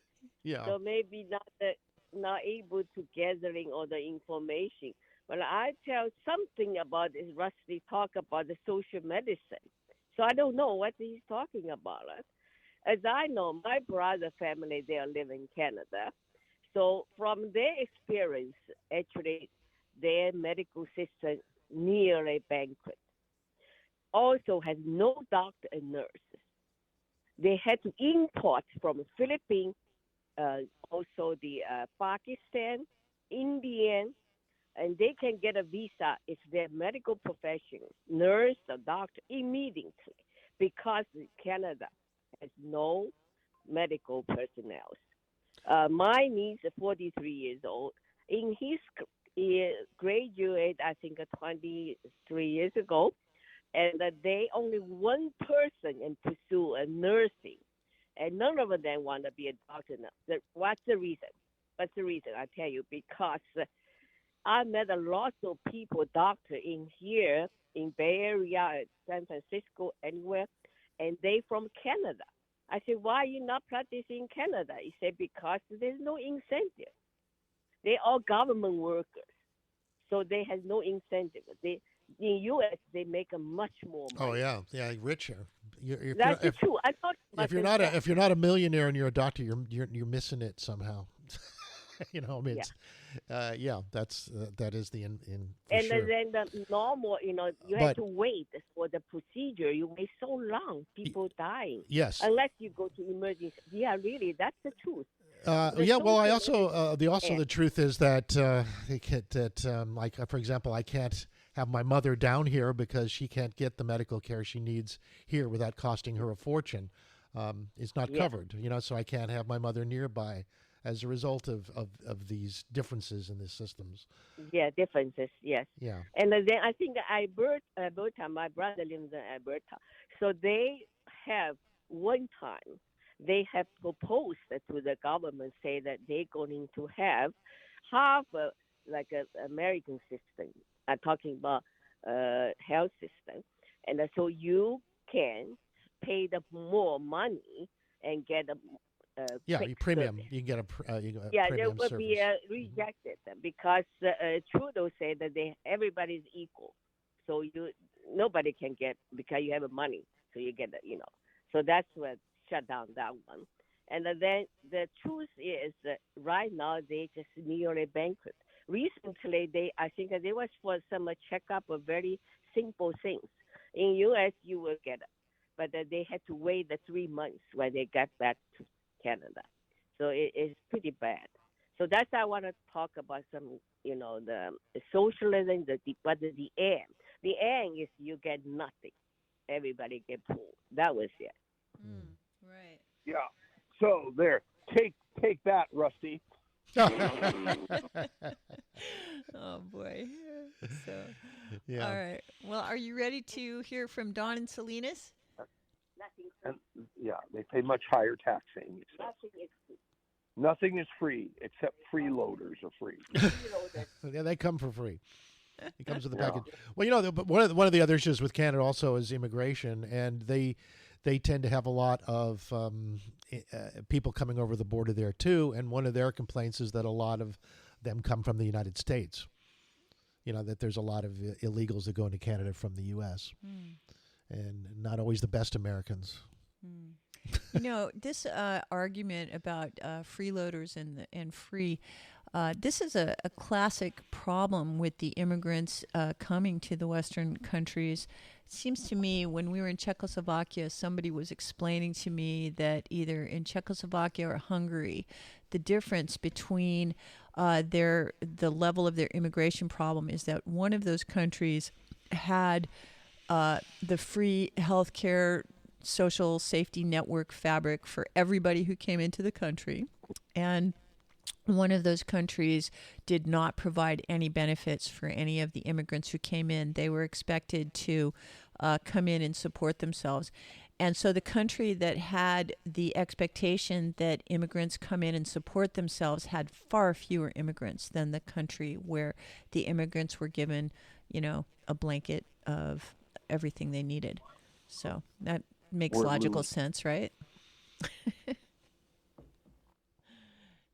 Okay, no comment. All right. Well, part of the reason that there's no comment is because some of your comments were interrupted. Maybe we're in a lousy internet area. I don't know. Can you hear me okay? Yeah, I hear you've you. been fine. I hear you. Another big issue in merging with Canada is identity. There would be a need to balance and merge the distinct cultural identities of both nations. With respect for cultural, linguistic, especially French in Quebec. It's very French. All the signs are only in French, no English. And there's a reason for that. That would have to be immediately. They would have to all They'd have to become more American in their identity. No, they're not American. They are a unique culture. And how do you preserve that and yet at the same time not have a border? I think it's not being the same country. I think country is an outdated concept. It's more that the border needs to be more permeable and more fluid, more like a membrane between cells, allowing the right molecules to go back and forth. Sort of like the agricultural stations in California. Yeah, you need good membranes. You need good membranes between different cultures. Now, God help me for even introducing this. I got a follow-up email from Kathy the Troll. Okay. And it says, I thought Amy's comment was great. Yeah. I don't know if it's a possibility, but she gave some good points and made it sound sensible. I think she should do regular comments like your mom did. And that's Kathy the Troll. Nice. Yeah. Well, Now, we all love Amy. Amy has been God such a help me. great addition to KSCO. It's wonderful. Oh my God, a great addition to any. And what I just found out today, Amy and I have been together for 5 years now. Can't believe it. Oh. It's only yesterday that I learned that Amy aspired in her youth to become a journalist and an investigative reporter journalist in particular.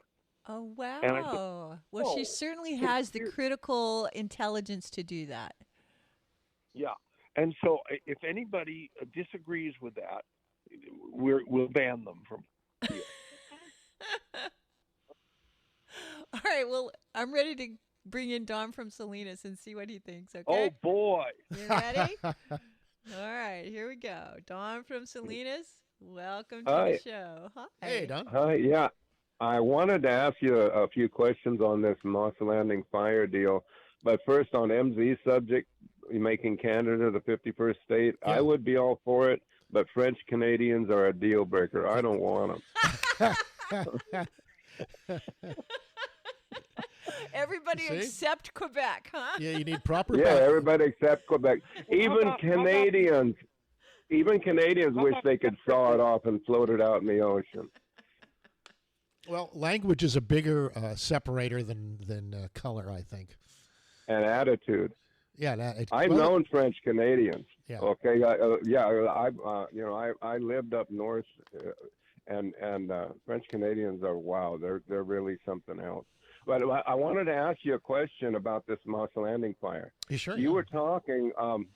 Elon Musk made a statement that he physically separates his cells to mitigate propagation. In case there's a fire in a cell, they're spaced far enough apart to where, hopefully, it doesn't catch the other one on fire. This other plant, did they do that with their cells? They had a different kind of battery, which was more flammable. I know, but they all catch on fire. So Yeah. if one catches on fire, did they physically separate?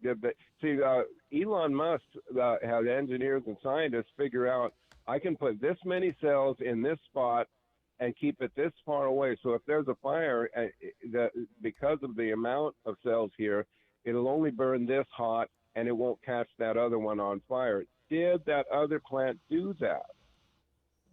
I think they probably did within their own content. I'll ask. I'll see if I can find something out about the LG's fire suppression. Right. Well, there's no fire suppression when one of those catches on fire. You just sit and stare at it. Well, So I understand you there's can no- put out a lithium fire if it's completely submerged, completely and not exposed to any air at all for a while. Would that- No. They'll burn in outer space. It creates its own air and fuel and everything. It just takes it out of the burns. molecules, huh? Yeah, and so that's why Musk separated his. You can't suppress it, but what you can do is have a firewall. If you have it separated, like there's an aisle in there, then you can put something there, like brick or dry sand or even sheetrock, to between the cells while it's burning, so that the radiant heat of that fire doesn't propagate to the next cell and catch it on fire. You know, if you construct a building, if there's two buildings that are very close to each other, fire codes say you have to have a firewall, an actual firewall, not a pretend one like in a computer, but a real firewall, which is usually a bunch of sheetrock put together, to where the radiant heat from this building's fire doesn't project to the next building and propagate the fire and start it again. But I hear nothing about in this plant fire about them doing anything. Okay, they don't do. They just sit and stare at it and act like, oh well, what are you going to do? Nobody's actually doing anything, and I think that's the biggest scandal in this fire. Well, I just looked here. They said there are several things they are doing. There's several fire protection measures designed to mitigate risks that the Vistra is doing. What they do? Well, number one is fire safety standards. They have what they call the TR1900 battery racks used in the Moss facility have been tested to comply with what's called UL95008. They didn't work, did they? The standard for safety test for evaluating thermal runaway, fire propagation in batteries' energy storage systems. It's a standard that's supposed to. And it didn't work. No, it didn't. No, it's like I don't know, but it's so like the sucks. Hindenburg that we just. What else did they do? Structural integrity, design of the TR 1300 racks meet the American Society of Civil Engineers ASCE 7.16, which assures stable operation during external environmental changes like seismic activity. I guess the thermal runaway is not that's an something. earthquake, but not a fire. Yeah, then fire suppression system. The facility has water-based heat suppression systems that's supposed to cool down the batteries if they overheat. However, these incidents show that that's not really. They have malfunctioned. Those systems have malfunctioned, which caused even more overheating. So they need to start looking at other solutions. So you know what they didn't do? What's they that? didn't light one on fire and see what the hell happens. That's what they did not do. I guess that's what UL kind of thing would do, right? They would try to see what they could do to make it go off. Yeah. Supposedly they have also implemented software updates to monitor battery cells for potential overheating or fire risks. Anyways, we've got a fire. They don't have anything in there to deal with the fire. Even in the afterfire, like right now, can't they do something? If there's other cells that could catch fire, I don't know, they might all be burned up by now, but couldn't they have put in brick or sand or sheetrock between the fire and the unburned cells to help mitigate the cell? I mean, no, it that's seems an like interesting they just all idea. stood there. Well, what they tried doing, they used the existing turbine halls of the Moss Landing power plant, which they thought would offer some inherent structural containment. Though specifics on exactly how that does is not so clear. That's called wishful thinking. Perhaps. Yeah, they need to have something a little bit more focused. The last thing I'll say is this: that power plant, the Moss Landing power plant, was working since I was a kid. Yeah. Never in the history of that power plant did we have anything close to this happen. Okay, so green energy sucks.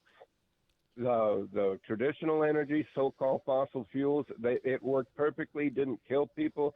Didn't put poisonous smoke in the air. I mean, what's wrong with us? We're supposed to be advancing, but instead we're going backwards. We're like the people who bought the monorail, you know. Don, Where, can I ask you a question in yeah. terms of your knowledge, which I'm not really familiar with your background, but you sound like you're a very knowledgeable engineer. And what do you think about the idea that we have a certain window of time before our fossil fuels can no longer rise to the occasion of fueling everything in the world that they do? Like we might. That's a lie. It's a lie. So you think we have It's an a lie. infinite supply of fossil fuels? We have hundreds of years of coal. We have maybe 200 years of oil. We have an unlimited supply of natural gas. Mm-hmm. How do you feel? How do you feel about nuclear solutions? I like it. I like it if it wasn't regulated to the point where it's prohibitively expensive and stupid. Mm-hmm. Do you think there's any future in fusion? You mean cold fusion? No, well, not necessarily cold, but even hot fusion. Supposedly, it's it's only 10 years away. Oh, I think we'll get there. I believe in advancing. I believe in technology. I believe in the future. Mm-hmm. But I also believe that you got to use what you have, not what you don't have. Yeah. Sure. And yeah. Do you anyway, think? What about batteries? Do you believe in batteries? Yeah. Not anymore. I believe in batteries. I believe that they should be somewhere that aren't going to kill people. I think they're as dangerous as nuclear waste. Mm-hmm. Okay, and we're stupid for pretending that they're not. Mm-hmm. But I don't think they're in any. I believe in the lithium batteries for smallish things, laptops, flashlights, hand drills, things like that. But once you get to car size, I don't believe in them. Mm-hmm. So you like to keep a gas model for transportation? Yes, I do. I believe in the combustible engine. Okay. It's a great thing. It's a fantastic thing. I believe in electric cars if they had a battery that didn't burn a hole in the road, you know. Yeah. Right. Well, they're working on it. Supposedly, the Teslas are less that way now. But anyway, thanks for your input. Yeah, thanks. Really appreciate it. Okay. Y'all right. take care. You too. Bye-bye. All right. Here now we got Keith in Santa Cruz. Hi, Keith. How are you? Hey, Keith. Good. Thanks for having me on. I've been I don't live that far from the Moss Landing fire, and I've been trying, but I can't see where the smoke is going from where I live.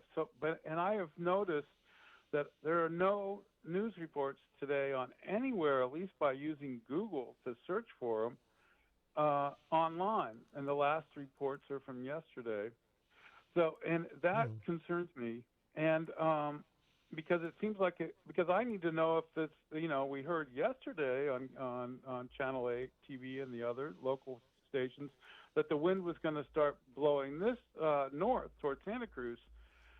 And it's weird that there's no actual real news. And one of the things I wanted to,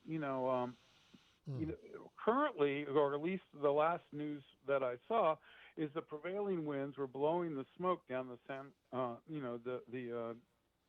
the valley, where the food is being grown. And I looked up. National Fire Protection Association says that this contamination can render the soil unsuitable for agriculture and other uses, especially when large quantities of batteries are involved in a fire. Now, I don't know if that's just where the actual batteries are, so that wouldn't make much difference. It is the largest battery fire ever, and it's the largest battery storage facility ever. Yeah. Is this going to help us move it forward, or is this going to be like the Hindenburg? That's the end of. And then what is blowing across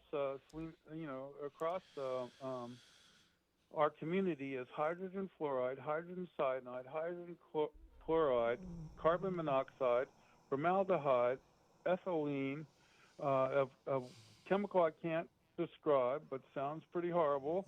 Can't pronounce. Forever methane chemicals. And sulfur dioxide. Yeah, it's nasty stuff. And the company spent $1 billion to put these in there. The community's been trying to stop it from happening for years. The Vistra's market cap yesterday was $55.27 billion. And so we may be in a situation where we won't be really, might not be safe to eat the food in America's salad bowl. Well, we should know And what to test for. that- I mean, or at least have and then that covered. Yeah, and that's the sad thing is when you hear. I've been watching yesterday the media reports from Monterey. Yeah. The press conferences, Mhm. and I got like a email or I found the Monterey air quality website and read their thing. They can't measure what's in the air, or they're not willing to measure what's in the air. Well, that's surprising. Yep. Oh. Yep, and I think we're going to be in for a lot of surprises, and one of those is the fact that I think we need to find out why the news stopped. I went to the Monterey County Emergency Management page. They say there's nothing going on right now. That this was something that happened in the past. Well, I think put yourself in their position. I mean, I would imagine if I was Vistra, I would be looking real closely at this. It was, and trying to analyze it as best as I can. And they're just collecting data. It would be my guess. Well, no, I think it's shady because what? Yeah, the they're suppressing something. Oh, they're suppressing a lot. Of course, they got billions of dollars they're going to lose as a result of this, right? So they got to cover their ass. That's why Sam Altman's people had to have that poor young guy killed in San Francisco when he found out what was really, he was the director of the ChatGPT program. And then he tried to get the company to realize that copyright laws are being gotcha. So I ask you, is the best time to stop a cover up is while they're trying to cover it up, like right now? Like this is the good time to interrupt the program, and interrupt that. Exactly. That's why they probably stopped the news. The news, because the control Yeah. over the media will control the public opinion on this whole thing. Well, but the media is actually so distributed that Now it is, but for a lot of people, it's not. They're still basically using legacy media. Well, obviously, but for people who Like us right now. Yeah. Well, Yeah. Thank you, KSEO, for being a public forum where knowledgeable people can call and talk to each other. Because usually we're just on podcast at this point ourselves. That's so. true. And it is, the distributed media is all kinds of private conversations among people who are subscribing to each other. Okay, so one of the things if you want to get the latest information, one of the ways, besides checking for news.google.com, is to go to x.com and go to Grok, the AI, and then ask, where's the smoke blowing now from the Moss Landing battery fire? And you know what I got? What's it saying on that? It says the latest updates, the winds are expected to push the smoke towards the east, affecting Prunedale, Elkhorn Slough Reserve, and potentially reaching north of Hollister. This is that was yesterday. They say it was based on weather forecasts indicating westerly winds on the afternoon of January 17th, which was yesterday. However, Correct. local So conditions might change. How that work? Yeah, that's the interesting thing with Yeah. AI. What's happened is it's all collecting from what's all out the there in people the media, yeah. Well, and they those call that post context because the thing about AI is that it does not have time awareness. And so it's like looking at a piece of microfiche. All you can look at is the data that has been recorded. You do not have a timeline around it. You know what's interesting is another app called windy.com, which will look at all the wind in real time that's happening around the planet. And you can see where all the storms are and stuff like that. And if I zoom in on where we are now, you can see the wind flows at Which way is the windy.com. wind blowing on Windy? Windy is a real-time weather app. You get updates like every minute or something, right? Yeah, it's blowing. It's blowing. It's still blowing east. Still blowing east. Very slow though. Very slow. Yeah. So, what I find fascinating is it seemed like this news story is huge because this, Glenn Church said, this is the 3 Mile Island event of the battery industry. Battery industry. So, and then, the company there's PG&E and there's also Vistra. Vistra, both own those things. And I know yesterday Elon Musk on X, because I've also been searching on X to find out what's going on and so on. And he started making these really intense comments against, that it wasn't Tesla battery or whatever it is. And then right after that, you don't see anything on Facebook, on X, on Instagram, Interesting. on any news stories. I mean, what happened? I mean, I love Felix's coverage on Channel 8. It's just been brilliant. And it's like, what, did they just turn off all the local TV companies to not go out and follow the largest story in the Monterey Bay Area in years? I mean, this is, the toxicity of this also was very concerned when the Farm Bureau person yesterday online was like, we might be forced to test the soil and so on. Of course they better test the soil, because that's the food that America is eating. Yeah. And he was like, we got to get in and harvest the stuff in the evacuation zone. We got to get it. Man, who wants to eat that food? Hey, it's got Cambion on it. It's got lutein. I got to give you a 2-minute warning to the top of the hour here, and I I'll let appreciate you go. all I've your gotta go comments. too. It's fantastic to hear from you. Thank you very much. Thanks for having me on. Yeah. Bless you all out there. In the Hey, listener Keith. land. Keith, before you go, MZ. This MZ? Yeah. Okay, yeah, listen, cool. Keith, I recognize you as Keith McHenry, and I'm so happy you're still listening to KSCO. Absolutely. You're a saint in my eyes for what you do with Food Not Bomb. Oh, bless and you. I thought I recognized the voice. I definitely recognized the phone number. So thanks. It's great to hear from you. Yeah. Thank you, Mike. Awesome, Keith. You are a hero. Beautiful. Yeah, thank you. Oh yeah, vote for me on the on Good Times for local hero. Everybody vote for me. Good Times, Okay. local hero. Sounds I don't good know to who me. nominated me. It wasn't me. Let's do it.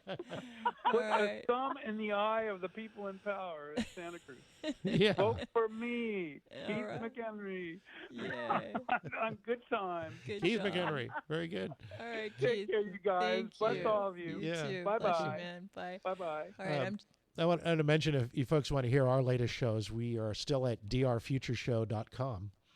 drfutureshow.com. You can find us there. That's right. drfutureshow.com is where we're archiving our current show And, on the new And live on local Santa podcast Cruz station. Voices on Tuesday from 1 to 3. Yeah. And listen, we are going to stay over for the second hour. We're going to go to a hard break again in about Third hour. Third I mean, hour. for the third Yeah. hour, right? Shall we? And so everybody who's hanging in there, we'll get to you if you don't mind holding on another few minutes through the break. Yeah, and you got a question for Stumping the There's AI, David let us know. There's David in San Francisco, and there's Joy in PG. Oh, what Very fun. good. Okay, well, And let's... there's me. And there's Can you and believe Amy. that? I'm Yeah. seeing the phone board for the first time in my life on my iPhone. Yeah. Well, I had one friend who said, well, Puerto Rico should be the 51st state, not Canada. Yeah, they've been in line longer. Yeah, I've been in line. Oh, but maybe Said they Hawaii were will step down. Maybe Hawaii will go back to sovereignty, and Yeah, then they we can want have that. an They do opening want for a 50th sovereignty. state. Yeah. Anyway, To be continued. here we after the are in news. Santa Cruz, just speculating about what's possible. So be right back. Hang in for the news. Coming up next, it's time for Hour 3 of the Saturday Special. Filling in for Michael Zwirling is the Futures, Alan and Son. Take it away.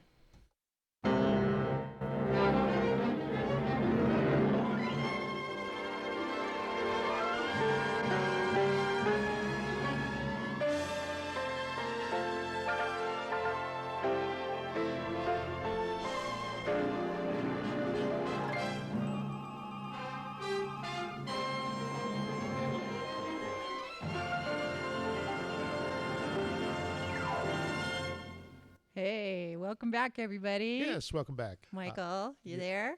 I'm here. Okay, got Michael there. We've got the Futures in the studio, Al Lindell and Son, we had a local lovely drop in from Becky Steinberger. who's got a few things to say about the battery stuff, as well as Bruce Erickson in the studio. Oh, So- Becky's there? Yeah, she just showed up. She's been listening to the show and has some info to Hey, add to it. Becky. Wow. Hi, Yeah. MC. Nice to hear you. Ditto. Nice to hear you in the studio. Yes. Like the good old. Indeed. Well, I've been listening to Saturday Special and was delighted to hear the futures and you here. And the topic is very interesting. The reason I stopped in is because I don't have a cell phone to call in, but I'm listening to the program, and I really want to make people aware of information. In Santa Cruz County, the Santa Cruz County Board of Supervisors approved rezoning 3 large, this is 13 to 15 acre parcels in the county to build battery storage facilities, just like what we're seeing burn down in Moss Landing. The first parcel that is already in application with a project is in Watsonville on Green Valley Road near Minto Road. It's a 14-acre parcel, supposedly in an apple orchard, which, in my opinion, violates county law Measure J that prohibits taking agricultural land out of production. But you see, Supervisor Bruce McPherson pushed this through in the last few weeks of his time as a supervisor for the 5th District. He sits on the Board of Community Energy, 3CE, which depends on battery storage to support their mandate or their mantra, if you will, that they will be 100% green energy. They need that battery storage for solar and wind energy, electricity storage. So he pushed this through, and county planning staff said it would take at least 6 months to do the environmental evaluation of it, but he insisted that it come through to the board and be approved before he was finished, and it did. So the first project that there's actually an application submitted December 17th by a Massachusetts-owned company called New Leaf Energy. The project is being called Seahawk Energy Battery Storage. It's on Minto Road in Watsonville. And the local consultant pushing it through is John Swift, who used to work in county planning department. The other facility site is, I think, a real travesty, and people need to be contacting their local supervisors about all of these 3 places. But the second one is in Aptos on Freedom Boulevard, directly across from Aptos High School. The third place is... Really? From the high school? Yes, right across the canyon from Aptos High, and depending on which way the wind blows, in direct contact with Aptos Junior High. This is in a wildland-urban interface where the fire danger is already high and evacuation routes are limited. So it's a wildfire zone on top of that. Yes. Now, what? Any idea of what kind of batteries? Is it LG batteries, by any chance, or the Tesla batteries? Or? Well, we don't know that yet, but the project for the Aptos and the third site in Santa Cruz on Paul Sweet Road, kind of near Dominican Hospital, Chaminade, which is also right a between Dominican area. and Chaminade. Oh, yes, near that's the the hospital. third side. The fourth resort. side, Which is a forested area. Yes. Could really be a bad fire. Exactly. The originally, when this was presented to the planning staff and the Board of Supervisors in August, there was a 4th site identified in Scotts Valley. But when it came back a few weeks later, that site was removed because the county staff realized, or Supervisor McPherson realized, the site was within the city of Scotts Valley and the county had no jurisdiction. So they really did their homework well initially. But people need to be writing their supervisors about this. You can look up the application for the Watsonville site. If you look up New Leaf Energy, it's based in Massachusetts. I don't know their track record. I don't know what kind of batteries it will be, but people really need to be on the horn with their supervisors right now and making sure that... not in my backyard. Not well, where do you put a battery storage place bottom like of the bay? But that's why I wanted to stop in and really make your listeners knowledgeable about this. Not many people know, But this is something that is, in my opinion, a disaster waiting to happen if this happens in Santa Cruz County in these high wildfire. Yeah, the wildfire doesn't sound like a good mix Right. for the So battery. happy you did, Becky. Yeah, thank All right, you. so, Becky, what do you think? I mean, you've told people to contact their local governmental officials. Can you be very specific? Who in Santa Cruz do you think people should be contacting on all three levels, on the city, on the county? It will be the county, the county level, County Board of Supervisors. There are 2 new supervisors. 2nd District has a new supervisor, Kim DeSerpa. 5th District, where Bruce McPherson was, has a new supervisor, Monica Martinez. And but they all decide on this. When the proposal first came to the Board of Supervisors, it was 2nd District Supervisor Zach Friend, interestingly enough, who voted no. He was the only no vote because of his concern of it being so close to Aptos High School and that it was going to take agricultural land out of production. So contact all supervisors and let them know that this should not be located in these areas of high fire risk already. Okay. Yeah. Yeah, you already can't get homeowners insurance there. Exactly. What's wrong with these people? Exactly. Holy Christmas. Yeah. So I would be curious to see what our local fire officials have to say about citing these facilities where Bruce McPherson earmarked it, courtesy of helping out his personal interest, in my opinion, in 3CE. Well, we'll see how this Moss Landing fire affects his sensibilities on these issues. Yeah. Well, he's off the Santa Cruz County Board of Supervisors now. He still sits on the board of directors for 3CE, and but the whole land use piece of this is on the shoulders of our county board of supervisors. So please contact them. Yeah. Is there a lot of money involved with this sort of thing? Do you think? I would expect so. Yeah.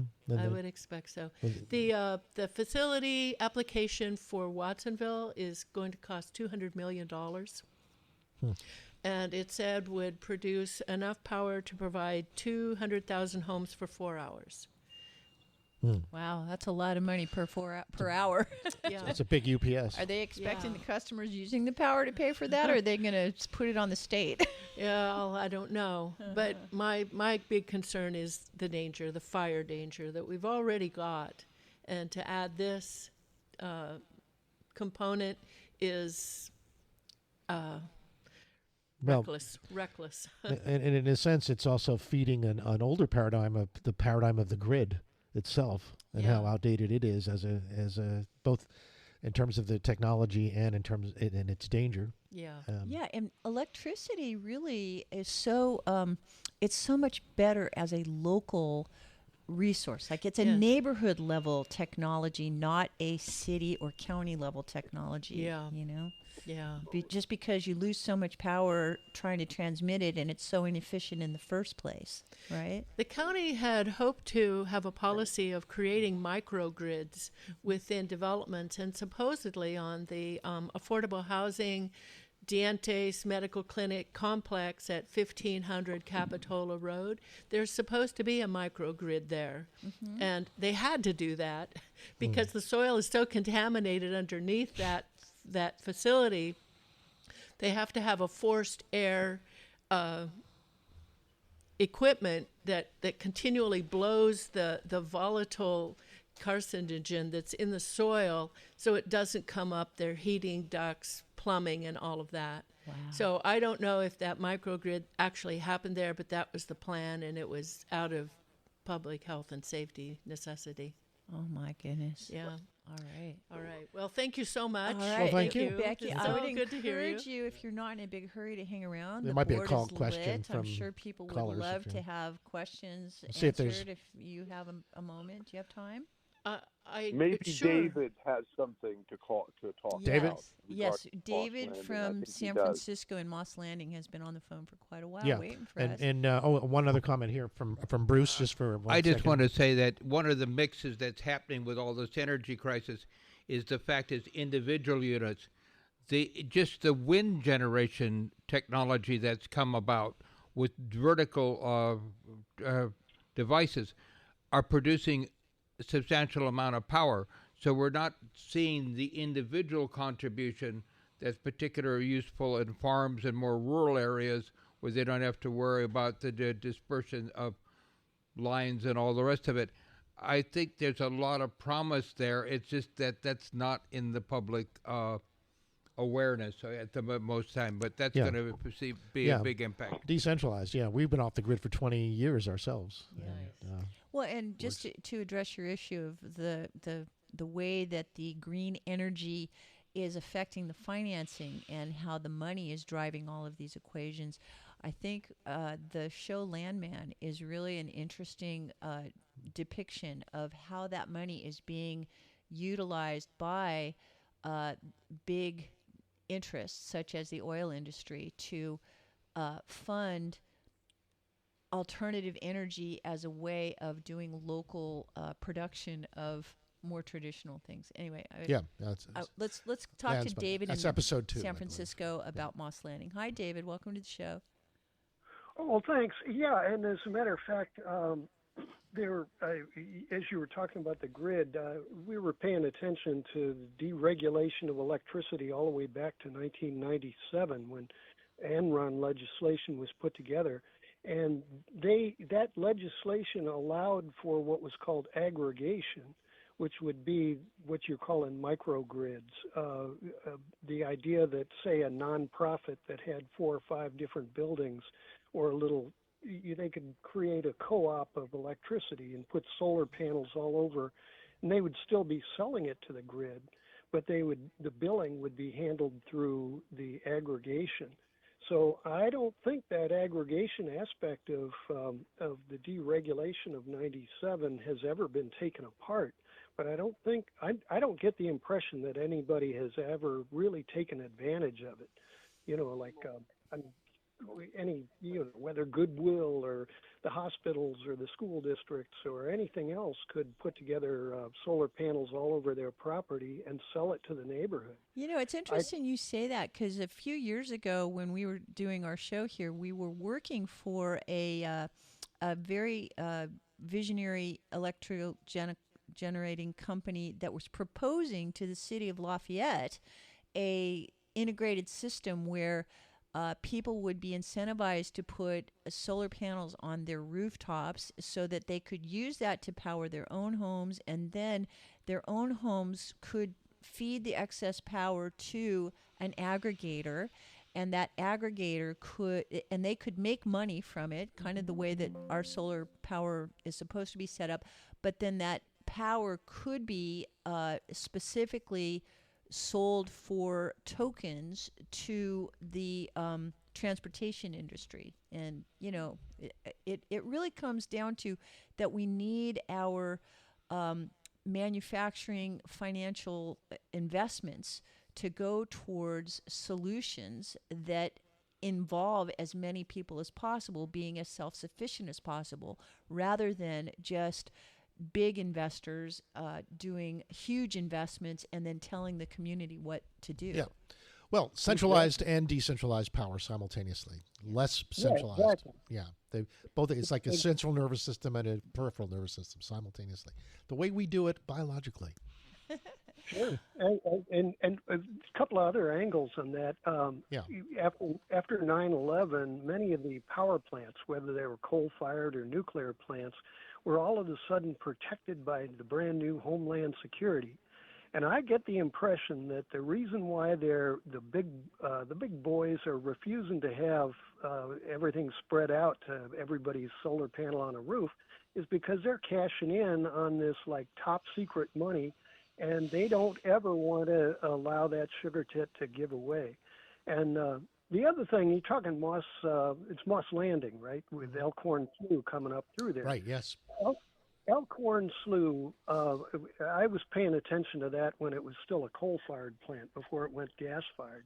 And their intake for their, they boil water to make steam, and that's how the electricity is made. And so they were sucking in so much water out of the Elkhorn Slough that it was, if I remember right, it was 250,000 tiny fish, the baby fish were being sucked into there per day. And when you start looking at having an estuary that's going to take care of the Monterey Bay, which is the spawning ground for a good part of the Pacific Ocean, and that 250,000 of them are eaten up every day by a great sucking machine that boils them into steam, that was why the plant had to shift over. And the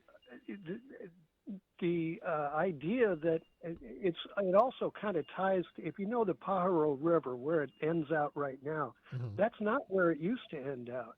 And it used to come down through a path above it, to the left of the highway as you're heading south, and it would drop down into the Elkhorn Slough. And where the bridge is down there near the power plant, that was all solid land. And it then used to swing back to the north and drop down. There's an old mansion that's left unfinished down along the beach there, and that's where the Pajaro River used to end out. And Elkhorn Slough was far more not creative. It was creating life. I mean, it was far more plentiful when it was in the original state there. But they built that bridge so that they could make that coolant system for the power plant. So if they were to close it up at the bridge and then let the river end out up there, and then change the course of the river back into the Elkhorn Slough, you would have a massive amount of fishing opportunity, and you could create the fishing industry that used to live there. But the fishing industry dried up, 50 years ago because of that setup. So, yeah, it's an interesting idea. I would say. You'll like some of the new AI tools that allow you to visualize that scenario and show it to our supervisors as a potential course of action. That'd be interesting.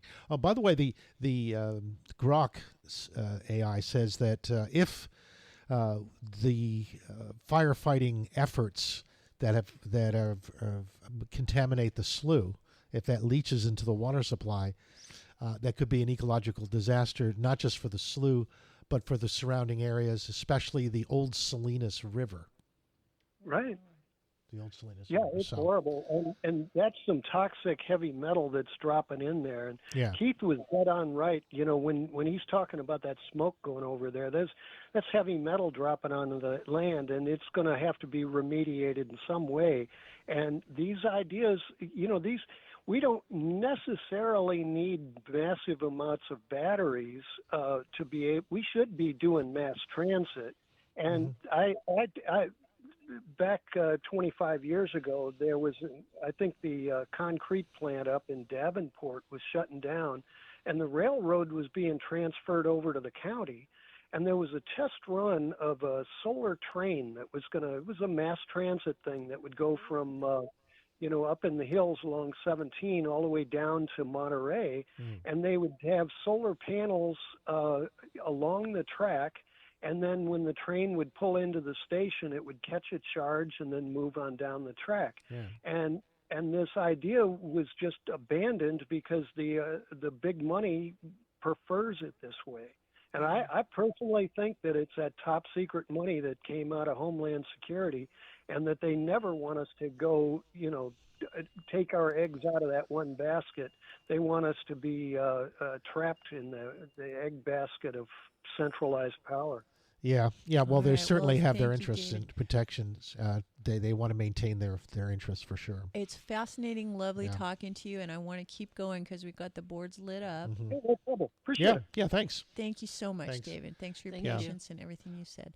All right, let's go to Wendy in Moss Landing. Hi, Wendy. Hello, it's wonderful to talk to you again. Yeah, it's been Wendy. a long time. Yes, it's me. Yeah, I know. Weren't you in Ben Lomond or something last time we talked to you? I still am, yeah. Oh, okay. Fairly far away, but I still should get part of that settlement, right? Well, we're in Boulder Creek, so yeah, you should. We should Yeah, too. yeah, definitely.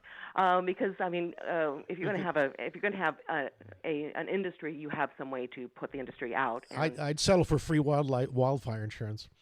yeah. Oh boy. Well, that's a whole other topic. This it is. This is just all us, coming down off of a lithium high. Yeah, right. And which isn't very fun, especially after talking to the lobbyist who may have been an AI. That was so good, man. You can't breathe, can you? Because he made sure every time you wanted to say something, he kept going. I mean, that is an industry guy. If he was a human, which I kind of doubt, he probably made $10,000 for that. Totally bad information. I don't know if anything he said was true. The solar train tested in Santa Cruz? Huh? What? Yeah, well, and that was the believable part. I mean, It's true. The AIs are set there to get our attention and not let us think about other things. Yes, we are going to be attacked by the most powerful, this company that had this ridiculous idea. And am I wrong? But Moss Landing's been closed for a long time, right? Well, the battery stuff has been going on for at least 5-7 years. Yeah, but we haven't had power generation. Vistra built their first first phase in 2020 and expanded it to 750 megawatts in 2023. But they're not generating there anymore, are they? Well, they say they have a gas-powered turbine set up, which I assume acts as a sort of a backup power. Yeah, and when they're not sucking out all the power at night from the rest of the Bay Area and putting it in there. Yeah, that's it. Yeah, where does it go? Hey, they got the line infrastructure to take it in, and it's a huge project. This is a gigantic Texas company. We got Enron connections. I don't know how. I'm not. Maybe. Yeah, maybe it's the oil companies trying to subterfuge the green community by. Oh yeah, no, the timing wasn't specific, right? Yeah, right. You never know. All right, ask great the AIs questions. about that. Thanks, Wendy. Yeah, and there definitely is ways to put those out. The Class D fire extinguishers and fire suppression. It should have been in the system, and that's a problem. And that they're so big, it's our job to make sure they give us lots of money. Oh, so that's your angle, is that this is an intentional money grab. Well, most of their power generation is from standard methods, so that they didn't have any fire suppression on a big, huge energy generation. This stuff should be done in a small local situation, but you need the old kind of suck the air out of the building, which we have tons of those in the Bay Area. That we don't really want to put people, but batteries in there are great because we had it for the real expensive old computers. Yeah, UPSs and stuff. Yeah, and then these shops that use the extinguishing with the Class D extinguishers, which you can also use for car fires or when that thing in your pocket starts, melting you. Yeah. Yeah. Right. Pull out the powder. Yeah. Keep your sense of humor, and you're nauseous and you have diarrhea and you feel like you've been an idiot for 2 days, and that's what other people get for $26 for 60 pills. Okay. Yeah, escape from that reality. Yeah, indeed. Well, let me ask you this: do you think there's any active suppression of information on the Moss Landing battery fire? Well, that last guy sure was.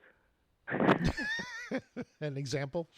Yeah. And you do have to be careful because I think that a lot of the callers, if they sound like they don't interact, they keep talking, they're droning, they make it so it can't cut in. Please cut in.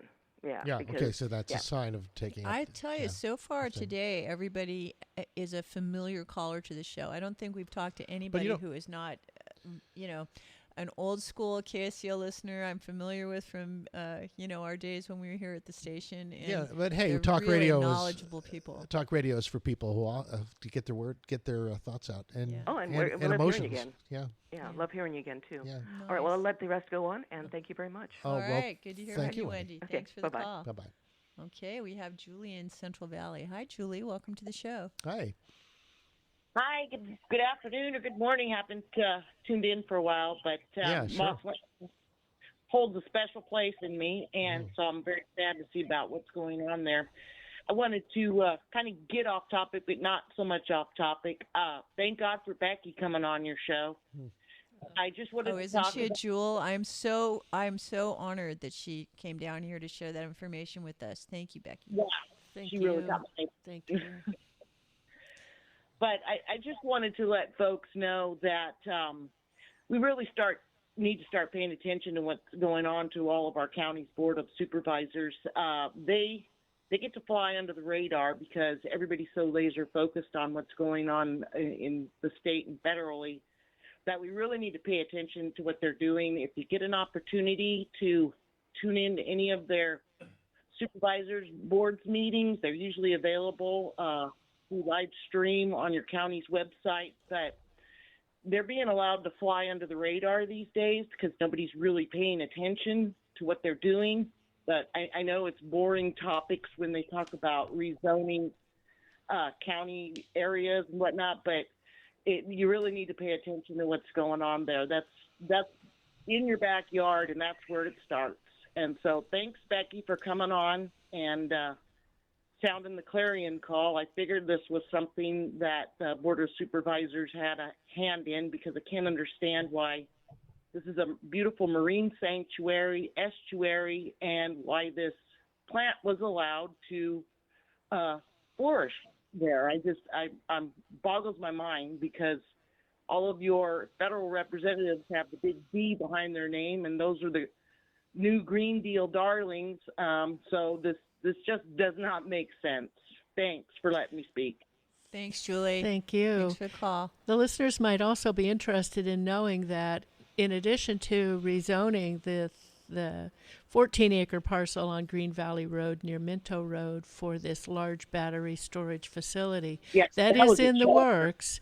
It is in the works. The County Board of Supervisors also rezoned 72 parcels throughout the county for dense infill development, and a number of them are right there along Green Valley Road, very close to this facility. And what is a dense infill development? Means a lot of people around these dangerous battery sites? Yes, it allows the property owner to build housing at a much higher, more densely populated level than was previously allowed for on the zoning of the property. So think downtown Santa Cruz, what we're seeing now. Hopefully not 7 stories down on Green Valley Road, but they are allowed to go to 3 stories, and it can be very small units, very densely populated areas. And that is now approved, I understand, on Green Valley Road. Part of those 72 parcels are on Green Valley Road near this battery storage facility. That is in application process. All right. Yes. People pay attention to what's going on in your county boards of supervisors because that's where it's starting. All right. And they're being allowed to fly under the radar, and they should not be. That's what I got to say today. Thank you, Julie. Bravo. Yeah. Thank you, Julie. All right, now we're going to go to Johnny in Silicon Valley. Mm-hmm. Oh, and also Bruce wants to tell us Comment, something. Bruce? I'd like to make a comment.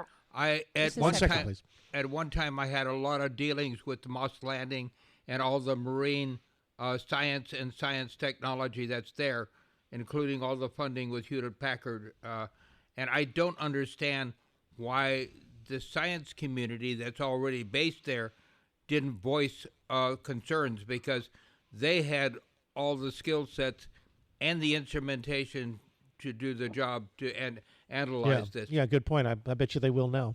Huh? Yeah. I bet you they're more likely to now anyway. Yeah, they serve too much decaf coffee. You can't, Okay, let's hear from Johnny here. Packard. Go ahead, Johnny in Silicon Valley. I know Julie personally. Oh, you do? Yeah. I know Julie Packard. You can't get Julie involved. Yeah, in I that. did too. She does the aquarium. I know, no, but listen, you can't get her involved. She's doing her best at the aquarium. You can only do one thing skill set at a time. Julie, she is a giant fish tank there. Asking too much of the Packard Foundation. That's asking too much of them. Julie is wonderful at what she does. Sometimes people ask too much of other people. The people running that facility, they should come up with a suppression system where you could actually douse that stuff. You actually put a blanket over the top of it. But this is what I don't understand. And with fire departments, I have friends who went ahead of guys at Cal Fire. It's not just this. They need to come up with how you put out Teslas when they burn. This is actually it's a lithium-ion battery problem, you know? Mm-hmm. And this is a real problem where how do you suppress these fires? And it's a fire department problem, right? Because they got to respond to these vehicles that are crashed. Okay, this could is I a just, real- Johnny, interrupt you? That this show, I don't know if you've heard the whole show, but there's been quite a distinction made between the batteries that are on fire down there at the Moss Landing versus the Tesla lithium batteries, which are actually the different ones. I know Elon Musk personally. I know the whole facility. I'm an engineer at Bechtel Engineering, and this is a whole problem we've got to go address because we have to have a solution that's a uniform problem. These are the new technologies that are out there, but we have to come up with a solution. They have fire departments, okay? It's a uniform problem, okay? Whether it be at the fire suppression, but the best way you take away oxygen, how you get these fires to go out is, let's see, barbecue fires, all the same thing. Stupid people take out a fire extinguisher and they put it on it. All you got to do is get rid of the oxygen. Once you get rid of the oxygen, the fire will go out. Yes. These will too. Maybe and this is the whole problem. It's just people aren't educated to what it is, and people are panicking. I'm just saying people need to be educated to what is the situation. It's not, and the trouble is they're trying to use old techniques. Where Let's say, okay, in aircraft. Where I'm going with this, brother. Where I'm going with this. My dad ran the west coast of the United States and the nuclear stuff for the United States. We had nuclear submarines. You have to come up with how you put fires out, even in a submarine or in an aircraft carrier. Okay? Yeah. People are stupid. No one's figuring out how to do this, and this is the problem. You have uneducated people using old techniques that aren't to the new technology. What do you think a good new technique would be for putting out lithium-ion fires? You have to suppress it by suppressing all the oxygen from it. Suppressing the oxygen. Okay. Well, what about something like, remember fires of Kuwait, Red Adair using explosives? Yeah, to... he actually blew up the top of the That's oil what they did when rig. Yes, bingo. To eliminate the oxygen to interrupt the fuel the oxygen, the triangle of fire needs to be interrupted at one of the triangle points. You have to actually blow it out. Get what I'm saying? The same thing on the aircraft carrier. Yeah. You have a problem. This is legendary. One of my dad's buddies. I mean, God rest. Yeah, they four tours on Kitty Hawk. They lit. Our own guys lit the Kitty. They're still classified to this. They lit the Kitty Hawk on fire in a race riot, and they lit the Jet A off. And so, how are you going to actually get that thing to go off? They had to lock down the whole thing and remove the oxygen and suck it back. People are going to die. But what I'm saying is, they just like Red Adair used to do. You need to blow that thing off. Yeah. You get what I'm saying? To end it, you need to actually blow it off in order to get it. Yeah. That's what I'm saying is we're not thinking. I'm just saying the intelligence today. You're smarter. Listen, you guys are smarter than the idiots running everything right now. Because just like, look what happened to Palisades. Palisades was the same thing. Yeah. They could have had everything set up ahead of time. There's no way they would have run out of water. Same thing. You have a fuel. You could get rid of the fuel loads. What's the fuel load? The fuel loads will burn. They'll burn until they run out, right? You've got to get rid of the fuel load. It's the same. Same triangle. No, but that's what I'm saying. You guys are super smart. My boss was head of, Cypress Fire at Pebble Beach. My boss was a legend. He runs Moffett Field for Google. He runs the fire suppression system. We joke about this, where these systems are set up. You'll love this one. So what happened in the Palisades? It gets even worse than what you think. Same stupidity. So they have a fire suppression system. So all these fire sprinklers went off, which then drained the system for the water because all the houses were going up. And you know what I'm saying? It's redundant. And then the generators gets better. So the super rich people, they all have backup generators. The generators kicked in, which then kicked it off again, which then the automatic fuel from their regeneration fueled the fire. You follow me? Yeah. Which burned the houses to the ground. You can't make this up. Yeah. You literally could not make this up. The backup generators kicked in, which kicked in the fuel, the sprinkler systems, right?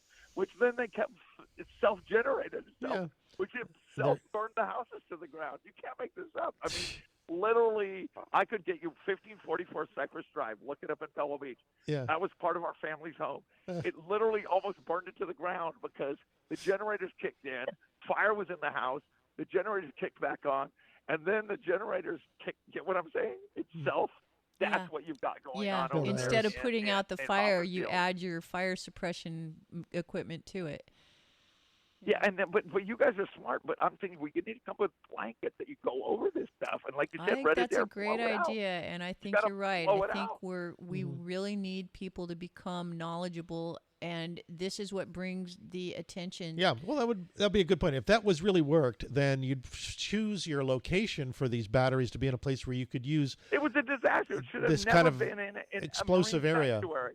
It's an Why area where would you can it blow explode off a then? big bomb kind of explosion to put it out, like in But why Nevada, would you like in have Nevada or chosen in that- something.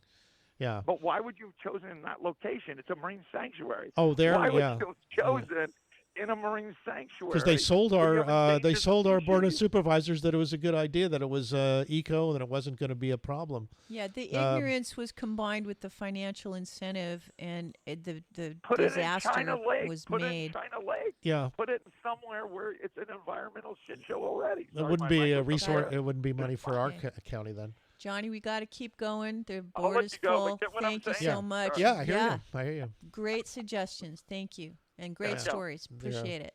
Bye. But as Kamala used to say, it's a Venn diagram. It's a Venn diagram. All right. We have Matt in Monterey. Yeah. Hi, Matt.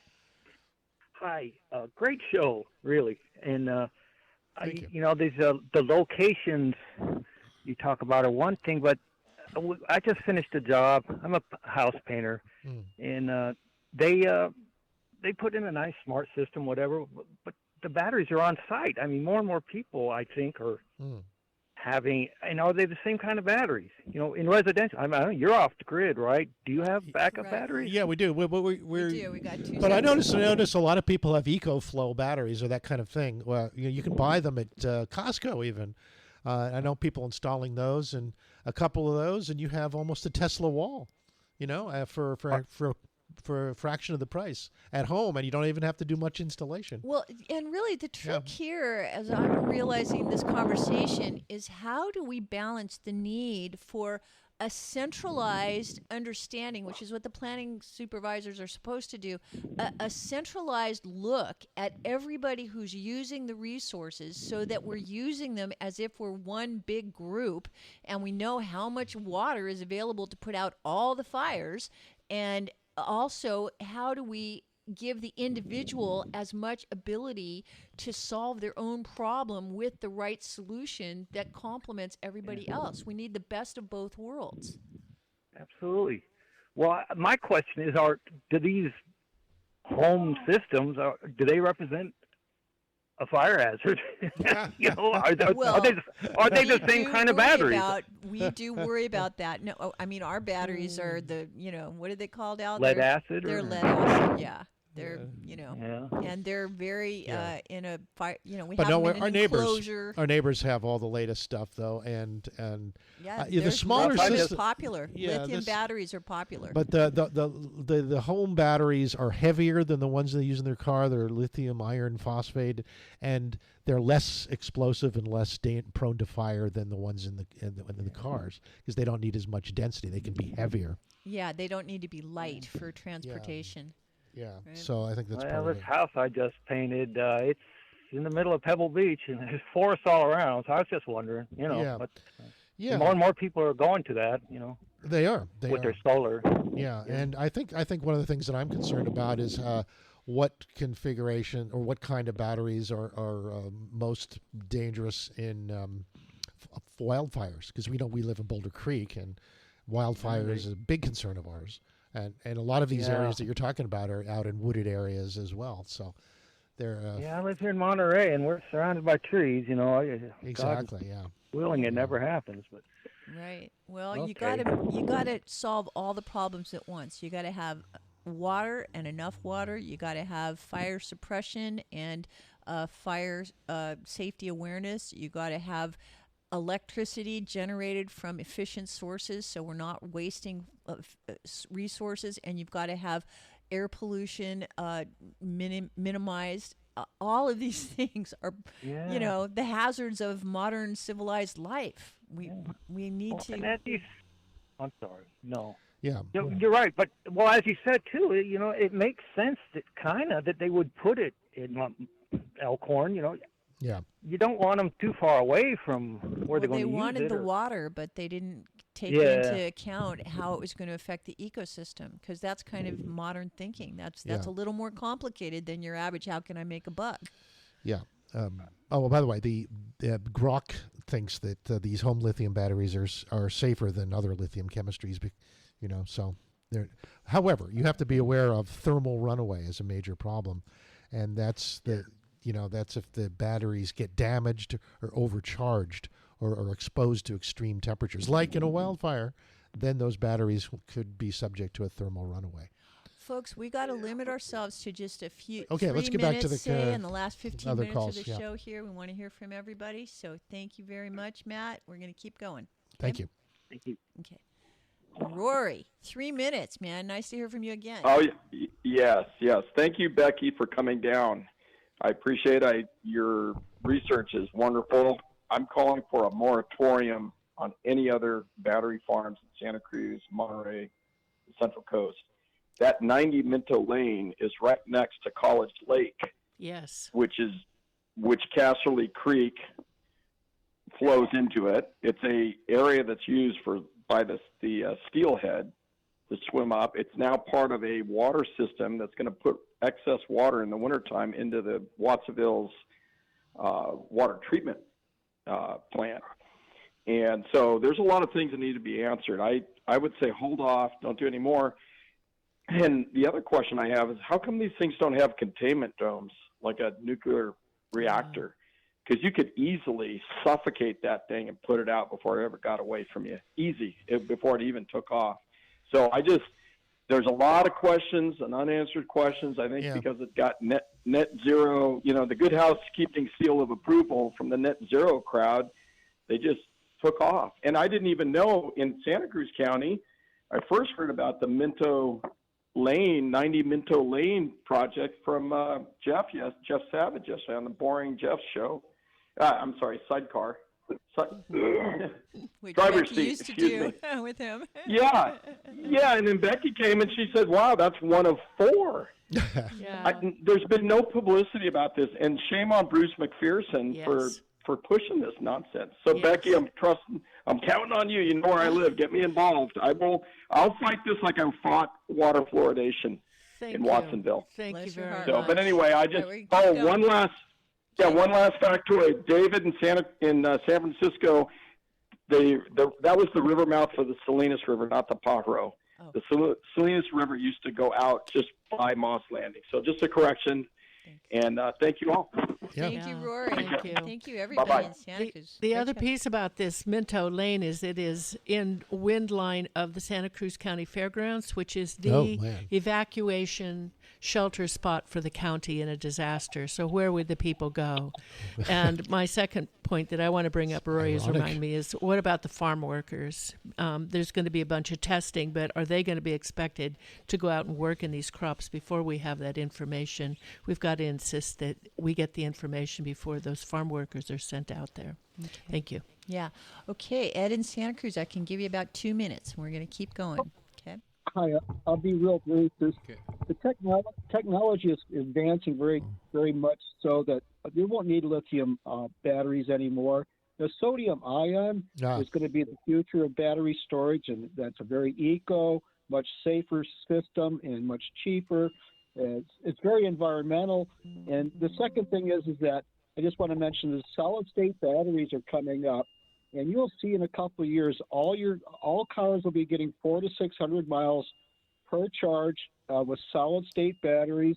Lithium is going to go away pretty quickly, so I think it's just not going to be used in the future. Thank you. All right, thanks, Ed. Sodium-based batteries. Yeah. The thing I want to mention one thing. If you look at that report at Moss Landing, the fact is that the suppression techniques for the emergency for putting that fire out was defective in the beginning, and for that kind of a situation, there should have been much better quality control on that. Okay, let's. We got Downtown Al. Hi, Downtown Al. Hey guys, so many things to say in so little time. First of all, I just wanted to say that Becky Steinbruner is a cultural treasure here. total local hero, man. We love you. She's our mayor. Cry. She's our virtual mayor. Oh, thank you. And, I'm humbled. Yeah, one thing that Rory said about the College Lake project, I believe that's a saltwater intrusion remediation project that they have, where that water would actually be injected into the coastal aquifer there to prevent saltwater intrusion. So that would not be a good thing for our agricultural thing. They have all these heavy metals like nickel and cobalt, et cetera. Oh, are you saying that they're not using that water for agricultural because it's salty? But no, what they're doing is, I believe they're taking the water from College Lake, and when there's an excess, they have a pipeline system to inject it into the coastal aquifer to hold back the saltwater intrusion. That's what I understand too. Yeah, you'd be injecting a bunch of toxic materials. But what I want to say in terms of the human condition, we seem to get focused in on these things, and the left seems to be particularly guilty of it currently, but in no ways being an exception, is, I remember a Democratic Party that was very environmentally oriented in a lot of ways. And yet when big business, big ideas get on board like this, they seem to go for one type of technology in too many cases. And I'm wondering what sort of competitive energy storage projects would be used in the future, since they've had these problems. Like, there's systems where you basically have a large weight drawn up a shaft, to store the energy, and then it goes back down, basically like, the weights on a cuckoo clock or something like that, and regenerates energy. And, it may not be particularly efficient, but it's certainly a lot safer. It's not going to explode on you for the most part. Yeah. But Wow. the whole question is that, and this human tendency to ignore certain things when you're with a certain group. We've seen this over and over again, where, this technology is going to be safe stuff. People get invested in it, and they don't want to bring up some of the negative drawbacks to the whole situation. Yeah, you got to look at those. Yeah, how do we get away with that stuff? Like, for example, there's sodium-based batteries. I just checked to see how they compared with the lithium. And the reason why lithium is ahead right now is that they're denser in terms of the amount of energy that they can store. They have more cycles of life, and they have a better power output. And they're, the sodium batteries can be safer, however, in terms of the thermal stability and the runaway risks. But they're catching up. Their material cost. Sodium is far more abundant than lithium, but so theoretically they could be cheaper batteries once in production. But right now, the infrastructure for lithium is more established, and that affects the current cost comparisons. But these lithium batteries are a real problem, no matter what the differences are. I was recently talking to somebody whose friend or son-in-law is a competitive racer, drag racing, and they've lost a lot of vehicles in these vehicle transporter trailers, where the lithium batteries, and these are just starter batteries for gas-powered engines. Have caught fire, and they've lost their entire even the hybrids, huh? Drag I'll tell you, the there. board is going crazy. We got a few minutes, so we're going to obviously have to figure out more shows that we can dissect this. So I'm going to keep going. Okay. Okay. Thanks. Okay. Man. Awesome job. Thank you. Great hearing from you.